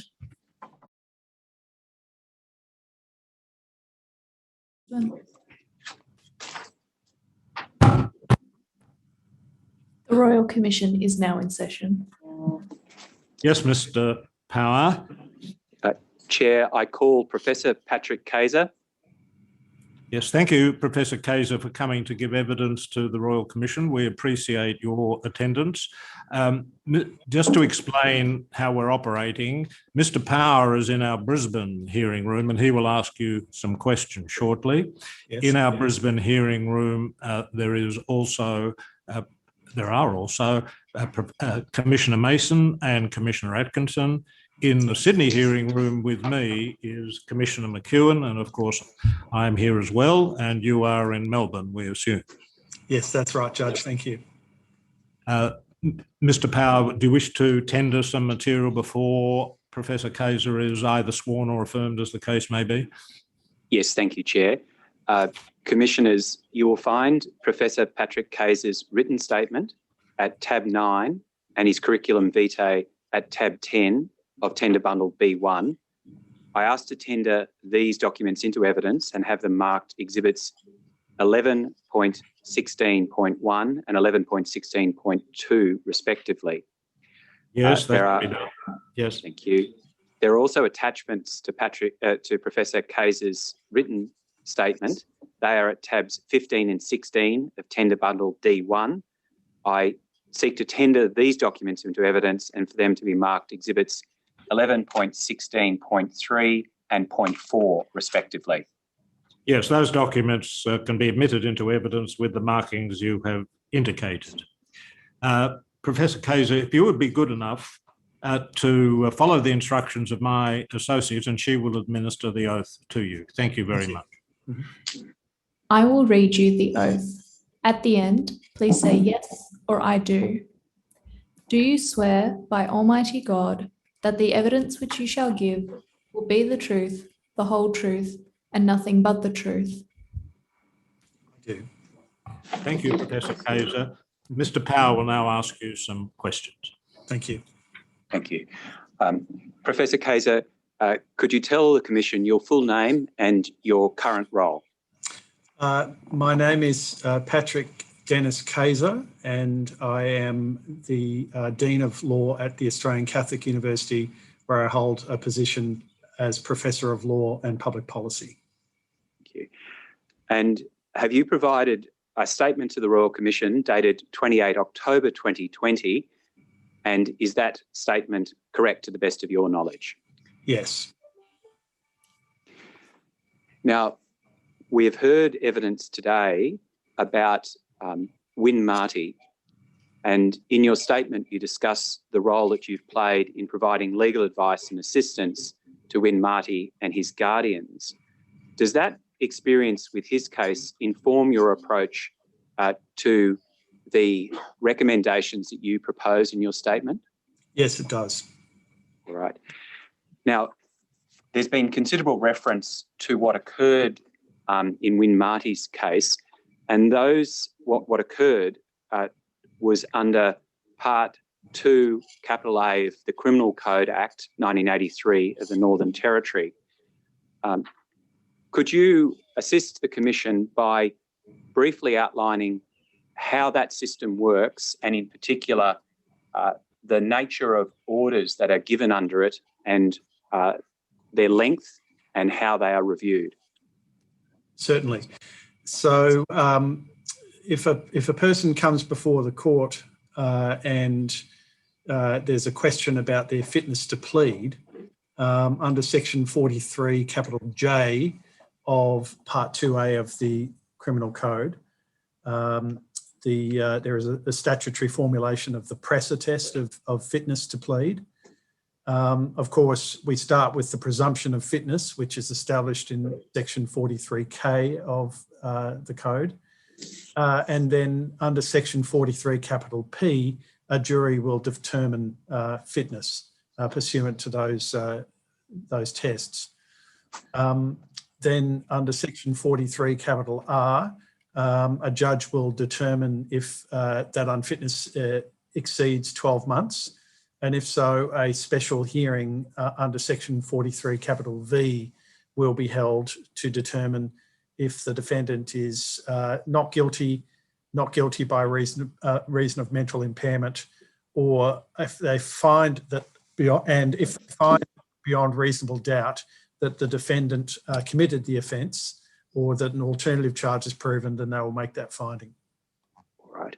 Now, is the consequence of that finding that is that a person was unfit but, quote, committed the offence?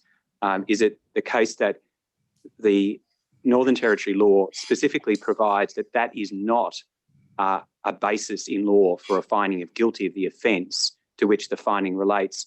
It's simply a procedural step that provides some degree of protection of factual finding, and that under 43 capital X subsection 3, the court then must declare the accused person either liable for supervision under Division 5 or to discharge the accused person unconditionally. Yes, that's correct. Section 43, capital X sub 3 refers to what they call a qualified finding of guilt there. All right. Now, there are procedures for investigations and interim orders, but ultimately under 43Z capital A, is it the case that, quote, the court must not make a custodial supervision order committing the accused person to custody in a custodial correctional facility unless it is satisfied that there is not practicable alternatives given the circumstances of the person?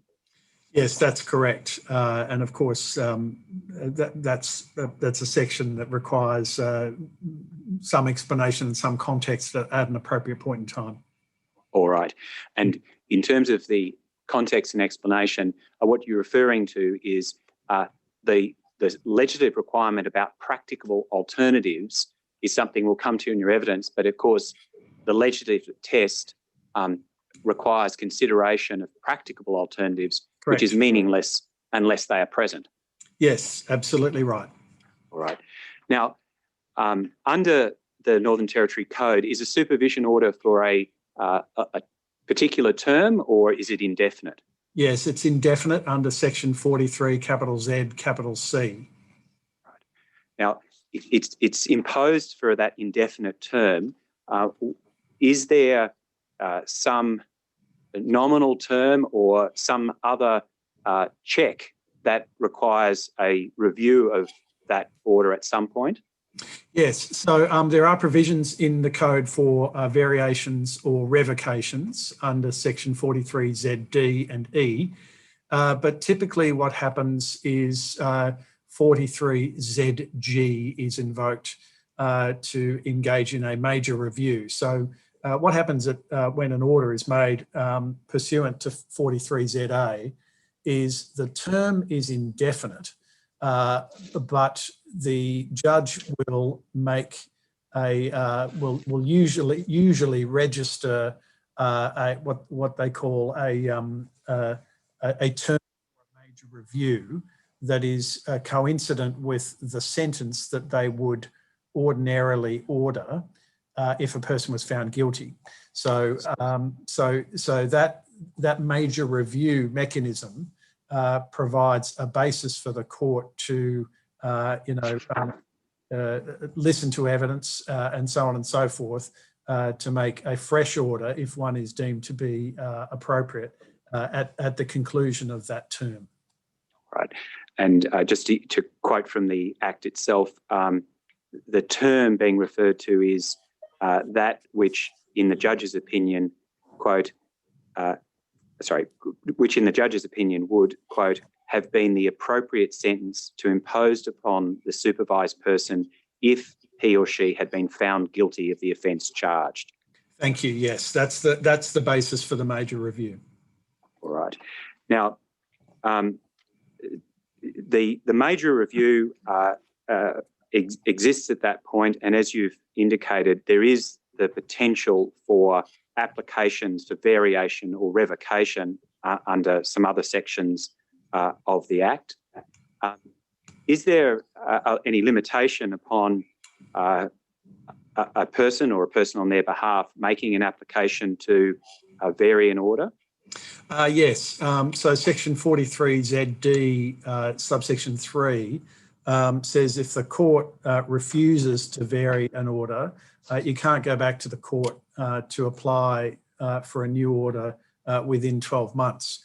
And so the effect of that is that after a major review, when there are periodic reviews or when there are applications for variation or revocation, you can't make them more frequently than every 12 months.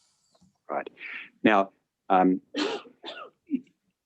the principles that the court must apply when making the order are set out at 43ZM of the Act, and the matters the court must take into account in making the order are at 43ZN. Now, I'll just read 43ZM into the read it out. Quote, in determining whether to make an order under this part, the court must apply the principle that restrictions on a supervised person's freedom and personal autonomy are to be kept to the minimum that is consistent with maintaining and protecting the safety of the community. And then 43ZN goes into into some more specific matters that are apply that principle. Yes. Now, I read that out because at paragraph 12 of your statement, you say that the Northern Territory Criminal Code acknowledges the need to protect the community and the person from themselves. It contains reasonable criteria and discretionary powers that could be used to develop orders that are just. Now, I'll just pause there for a moment. Is it the case that the principles 43ZM and 43ZN and some of the other aspects of the code, is it the case that you consider that they in themselves are appropriate? Yes, I mean, certainly. I mean, there's nothing in the language of the code that doesn't provide the courts with the opportunity to do justice in the individual case. But unfortunately, the code sits within a broader social and community context, including aspects that I've dealt with in other parts of my statement that make it extremely difficult or extremely rare, in my opinion, for orders to have the sort of for orders to be sufficiently nuanced to address the complex needs of many people who are subject to these orders, and to really be the least restrictive alternative. Right. So that there is a gap between the language of the Act and what is occurring in practice, and what you've noted at paragraph 12, that at least part of that is the significant gaps in the service systems available to Indigenous people with cognitive impairments. Yes, absolutely, and also a certain volume of access to justice challenges as well for advocates and their legal representatives in advancing these sorts of applications for variation, revocation, and what have you. Right, and just by volume of justice, you mean that the complexities of these matters don't sit well with the volume of work that individual lawyers and individual judges or magistrates are faced with within the Northern Territory justice system? Yeah, I'd be more specific and say that I think that the solicitors who are ordinarily charged with the responsibility of representing Indigenous people in the Northern Territory have a lot of work to do. And they're already very busy, and probably require additional resources to be able to do all of this work effectively. And given the importance of the issues that we're traversing in today, I think it's vital that those resources be provided so that these vulnerable people can be provided with access to justice. And you've said at the final sentence of final part of paragraph 12, many Indigenous people end up detained in unsuitable places where their needs are not met. What sort of places are you referring to there?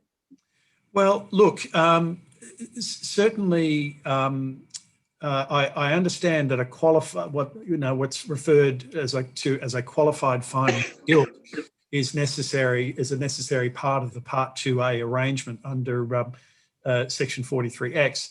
But notwithstanding that, these people are often highly vulnerable people who really shouldn't be in a prison. Prisons are dangerous places. And I accept that some of the people incarcerated under these provisions are themselves people who may have challenging behaviours that create a risk for themselves or others.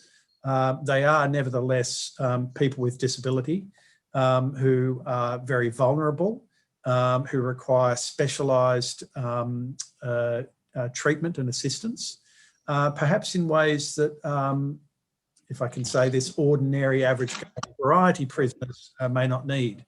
But I think this issue of how prisons manage people with disability and support people with disability is really the elephant in the room here. And unfortunately, it's not just in the prisons. Also in forensic disability units, there are two in the Northern Territory, and in the community. And it's a question of the resourcing of services within prisons and beyond the prison gate that I think are really crucial here. All right. Professor Kayser, I wonder if you could explain something that would be very puzzling to most people. It's actually quite puzzling to me. That is, if someone is found not fit to plead, how is it that in this special hearing that takes place, they won't necessarily succeed in establishing that they are not guilty by reason of mental impairment? Well, that is an aspect of the legislation that is puzzling, and I think one of the substantial human rights-based objections to the legislation is the fact that, practically speaking, it means that people are incarcerated in prison even though a court has found them not guilty. I mean, certainly there are constitutional principles that have been raised at different times, and some discussion of that in the plurality judgment in Chu Keng Lim in 1992. But really, in the absence of detailed human rights provision in the Northern Territory or nationally in a way that could apply in the Northern Territory, the only protections for these fellows are at that international level under the United Nations Human Rights Committee and other mechanisms. And as I explained elsewhere in my statement, a number of Indigenous in the Northern Territory have advanced those human rights communications, and I've also been involved in some of them too. So that's a long answer to your question, Your Honour, but certainly, ideally, if a person was found not guilty by reason of mental impairment, they would be placed in a special purpose-designed facility or some sort of accommodation arrangement that's designed to provide support for them, so that their disability needs can be appropriately addressed. Yes, thank you. Thank you, Your Honour. And just to follow on from the Chair's question, the Act itself provides that the court must not make a custodial supervision order committing a person to custody in a correctional facility unless satisfied there is not a practicable alternative. From your perspective, from a human rights perspective, in your view, does that legislative test require that there be appropriate alternatives? Otherwise, the test is meaningless. Yes, look, I think that's right. I mean, there are two forensic facilities. There's one in the Top End and one in Alice Springs.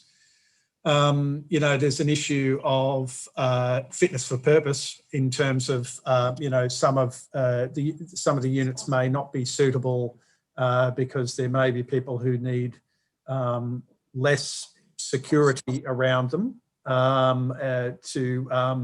so they don't necessarily provide the sort of proportionate responses and also the opportunities for Indigenous people to spend time on country, which is so important for them culturally, and also you know, there are also legitimate issues and questions to be raised about the services provided and the volume of services that can be provided, the quality of services that can be provided, and also the number of beds. All right, and so Professor Kaiser, isn't also one of the problems not just the question of whether or not there's a forensic disability unit for someone to go to as a practical alternative, but if there are no services available in the community, then a judge doesn't have a practical alternative to make that the person be subject to a community-based order as opposed to a custodial supervision order if there aren't services available in the community which are suitable to the person's case. That's absolutely right, Your Honour. And that's a continuing problem in the Northern Territory, isn't it? It certainly is. It certainly is. I mean, if I can use a metaphor of you know, steps in graduated release from custody, as you know, bearing in mind we want the least restrictive alternative and we want to realise the human rights of people with disability. you know, prison is an inappropriate place for vulnerable people with disability. Then you have the forensic disability units where there may be too much security and not enough opportunity to go on country. And there are legitimate questions and issues to be raised about quality of service, timeliness of service, chemical restraint, etc. Issues about in respect of which other witnesses no doubt have provided evidence. And then, as you've correctly pointed out, Your Honour, then there's entry into the community. If community services for people with disability were appropriately supported and resourced, then not only would we have better graduated release opportunities for people as they come out of prison, but you would have that sort of you would have the services that would minimise the likelihood that people are going to be engaged with the criminal justice system in the first place. So that's the sort of that's how I would describe those issues. Okay. Thank you. So, Professor Kayser, in your statement, you refer to a study that you conducted that led to an article, but arose from a conference, the Line in the Sand Summit in 2014, and at which you conducted a focus group with participants. Could you just describe the nature of the participants at that conference? Yes, so we brought together about 60 Indigenous and non-Indigenous people who had direct experience providing services to Indigenous Australians with disability in different parts of the justice sector, lawyers, social workers, other professionals who are involved in different parts of the service sector. And our objective was to generate data from that group and produce a report that would be useful in setting an agenda for policy and legal reform. Right. And the chair of that summit was Mick Gooda, the Social Justice Commissioner. Yes, that's right. Right. Now, at paragraph 16 of your statement, you describe that the people at the conference were asked to describe the 6 most significant challenges facing Indigenous Australians with cognitive impairment coming into contact with the criminal justice system. That's right. Now, you used a technique called a nominal group technique. Yes. Can you just briefly explain what that is? Sure. Yeah, nominal group technique is a social science technique that's been used for 50 years. There are 17 million research studies that have used it. It's very commonly used in every part of social science and indeed in amongst other types of scientists as well. Effectively, what we did here is we got everybody together in a room. We asked them to write down, or if they had a disability, to communicate in other ways, what they regarded as the 6 most significant challenges facing Indigenous Australians with cognitive impairment who come into contact with the criminal justice system. And then that data was typed up as it was produced into a laptop computer. And then after it was typed up into the computer, we then workshopped the list of issues that people had identified and generated, and then compressed them through a process of hermeneutics, basically everybody talking and getting involved and breaking up into groups and taking particular issues and then bringing it back together as a group. And then the group as a single entity produced a communique which is reflected in subparagraphs A through F of paragraph 16 of my statement. Yep. And so to put it in non-scientific terms, this was a distillation of the professional and life experience of 60 people who were either Indigenous or worked closely with Indigenous people in the criminal justice system. Yeah, that's correct. And you know, at the time it was, you know, it is. I think it's the recommendations there have stood the test of time, even though it's 6 years on. All right. Does sound a bit like a reasonably well-organised focus group, doesn't it? Yeah, that's effectively what we were trying to achieve, Your Honour. It was. I mean, it was. You know, I don't know if we need an analogy, but we were trying to get the experts to hot tub, as it were, and to come up with, you know, a sort of a set of principles that would provide a policy agenda. So a very, very large hot tub with a capacity of about 60. Yes, yeah. I mean, it was quite a day. We were all quite exhausted at the end of it, but that's a first world problem. And it's been pointed out that perhaps COVID might create a problem with such hot tubbing at present. Yes, that's right. We were fortunate enough to be able to conduct this in a room with some funding and all there at the same time. But people came from all over Australia, so we had every state and territory represented, and a wide cross section of people. To avoid any misunderstanding among those following, we should make it clear that it is not an actual hot tub with bubbles and something. Sadly, Your Honour.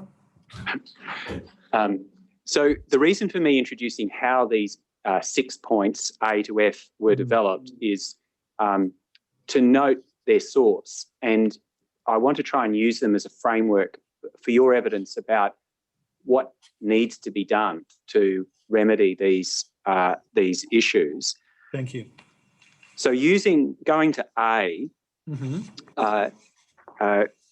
which is at the top of page 5 of your statement, there is a lack of distinct culturally responsive sentencing and service outcomes other than prison for Indigenous Australians with cognitive impairment.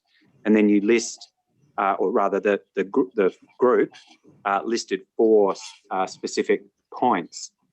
Now, could you speak to that first point? Why is this type of individualised, culturally responsive accommodation important? Yes. Well, look, I think the important thing to note about all of these dot points under subparagraph A is that the policies are designed to accommodate people, and everyone's different, and people with disability are different as well. Some people with disability need more security for themselves and for others in an accommodation arrangement. Some people with disability want to live with other people. Some may want to live alone. Some people may be comfortable living in different places at different points in time. Other people may need a particular place to live. But really, the important thing is to ensure that the accommodation is culturally safe, so that Indigenous people have the opportunity to go on country and are supported to be who they are and realise their potential as human beings. Now, do any models or examples of this step down but secure, individualised, culturally responsive accommodation exist? Well, look, I mean, colloquially, there's the notion of halfway houses, for people who are released from prison. But of course, people in the disability sector would be well aware of the notion of, the group homes that emerged, particularly in the early 90s, under the early 90s, late 80s Disability Service Acts in each of the states and territories. But I think it's we need to be careful not to sort of leap to those models as examples of what we should be trying to do. I think what we really need to do is we need to speak to the people who are going to be in these in the accommodation themselves. You know, we need to speak to people with disability. We need to communicate with people with disability and talk to them about what it is that they want out of accommodation. I mean, this study, of course, is based on expert opinion, but we really need to speak to people with disability about what they want. I imagine that their, you know,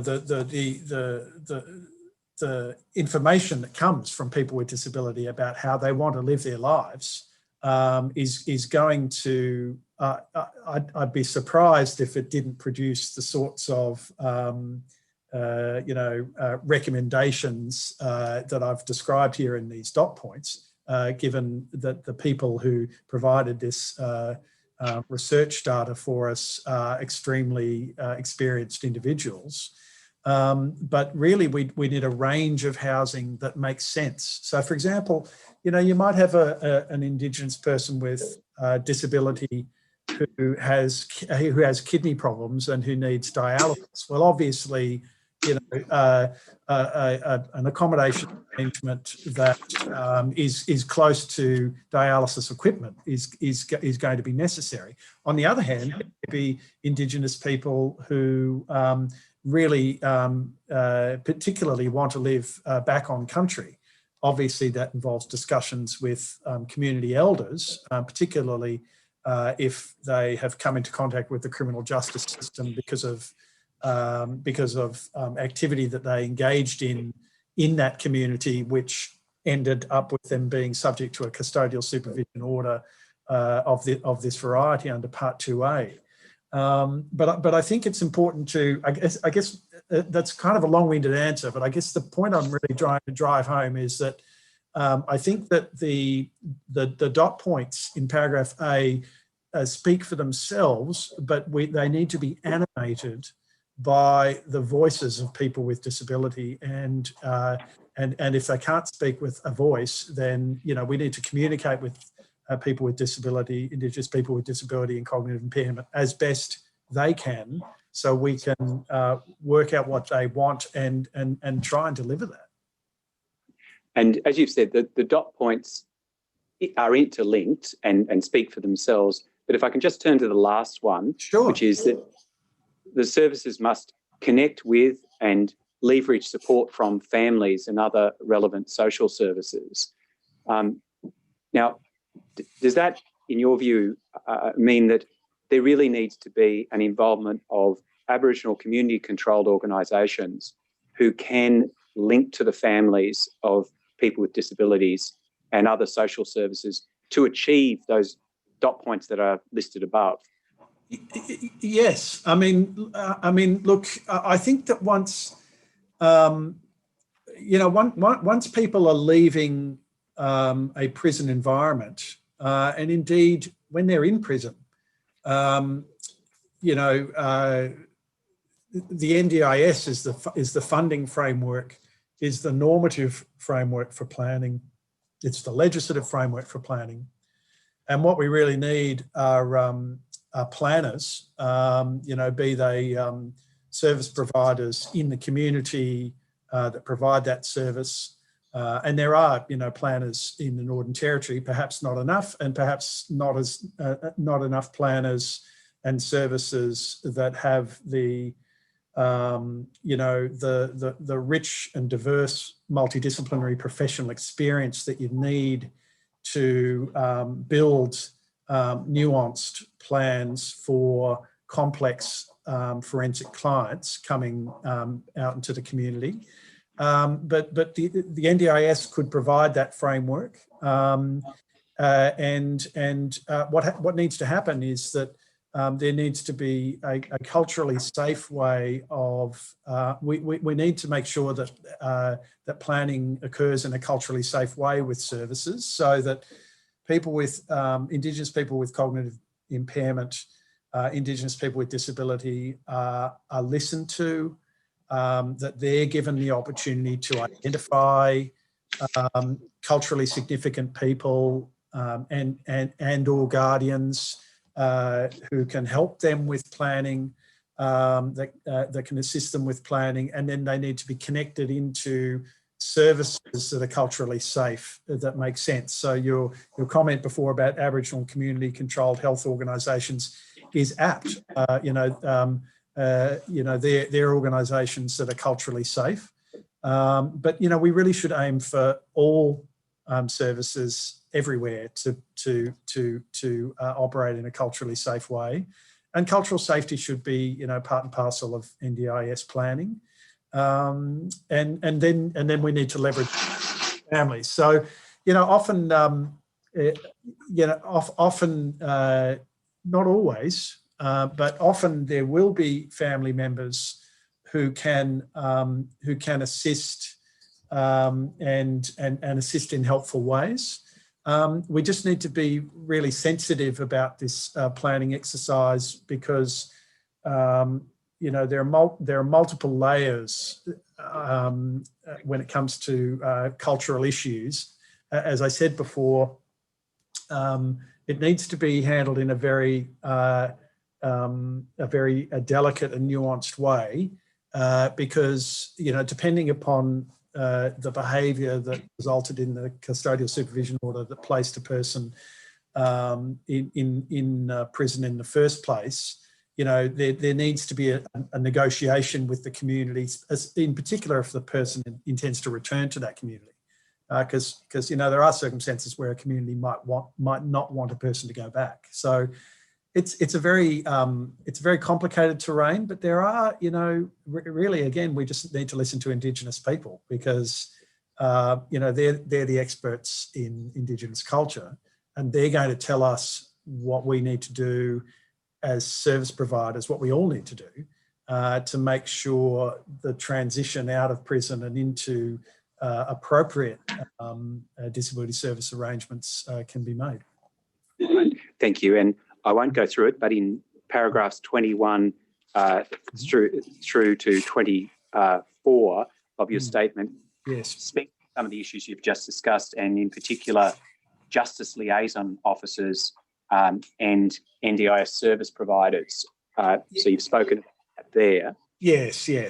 So I think I think the Standing Council of Law and Justice, the federal, state and territory attorneys general, I think there's an awareness that in the NDIS really, it needs to meet people with disability at the prison gate, but further be involved in supporting prisoners with disability while they're in prison, while they're in the forensic disability units, and of course when they're in the community. So that's an emerging and developing space, but I think ultimately it's not that complex when we accept that the whole point of the NDIS and the human rights that it advances should apply everywhere in Australia, including in closed environments. Now, that, of course, you're speaking there about a bridge between somebody who's been incarcerated with a cognitive disability getting back into community, and that's a really important position. But B, on page 5 of your statement, is the need for early assessment, diagnosis, support and intervention. Now, we heard very movingly from Patrick McGee today about his experiences with a very young Win Marty in his childhood.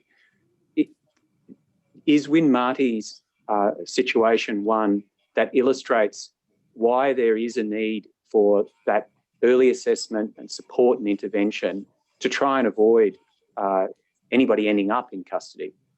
Oh yeah, absolutely. And I know Professor Baldry and her colleagues at the University of New South Wales have done some very persuasive research on the need for justice reinvestment and appropriate service provision for children and older children and young adults to support them so that they don't come into contact with the criminal justice system, and where they do, to divert people into effective and appropriate disability service provision. Because you see again and again, when Marty's story is just one amongst way too many stories, hundreds of stories, maybe more, where people aren't given the right services and supports in their tender years. And then they come into contact with the criminal justice system, and it's only many, many years later where disability needs accommodated, and frankly, many of these people live incredibly tragic, very sad lives, and I find it deeply disappointing that in a country that has the sort of resources of this one, that we can't build systems that are directed towards recovery, where we can, and to respect those human rights, and frankly show people with disability, show them love effectively. I mean, we need to have systems that really realise those human rights. And I think what we've been talking about today is a subset of that, but such an important subset. Mr. Power, I see the time. Sorry. While and I'm sure my colleagues appreciate the importance of this, at the current rate of progress, we'll be finishing round about 2:30 a.m. So no, that was in fact. Sorry, can we Chair. move towards a denouement? Yes, Chair. In fact, I was going to say that through the answers, I think we've covered all of those the points we wish to raise. So that's the evidence that I wish to elicit orally from Professor Kaiser. Very good. Thank you. Professor Kaiser, I will ask the commissioners if they have any questions of you, and I'll commence with Commissioner Mason. No, thank you, but thank you very much for your evidence this afternoon. Thank you, Commissioner. Commissioner Atkinson. Yes, I'm in the same position. Thank you. Thank you, Your Honour. Commissioner McKeon. No, thank you, and the same from me. Professor Kaiser, thank you very much for the detailed statement you've given and for your evidence, and also, of course, for the research upon which it is based, which we have the benefit of and which we will take into account. We appreciate your attendance and the evidence that you have given. Thank you very much. Thank you, Your Honour. If I may, I just wanted to pay tribute to your staff for doing such a wonderful job for setting everything up. It's been seamless. Yes, thank you very much for that as well. And I notice, Professor Kaiser, that presumably you've taken up a position very recently at the Catholic University. Yes, I've been here for a month, Your Honour. In that case, we wish you all the best in your new role. I appreciate it. Thank you, Your Honour. Thank you. Now, ordinarily, I would ask if there are any questions from council who've had, or legal representatives, but Mr. Power, I understand there's nobody in that position at the moment who would wish to ask a question. Is that right? We've been informed that there are no questions for Professor Kaiser. Right. Thank you very much. Thank you, Professor Kaiser. Okay. Thank you. So, Chair, if we can adjourn till 10 a.m. on Monday, Queensland time. All right, we'll adjourn then until 10 a.m. Queensland time on Monday, which is, of course, 11 a.m. Sydney time, or Victorian time, or Tasmanian time. Thank you very much. We shall resume then. The Royal Commission is now adjourned.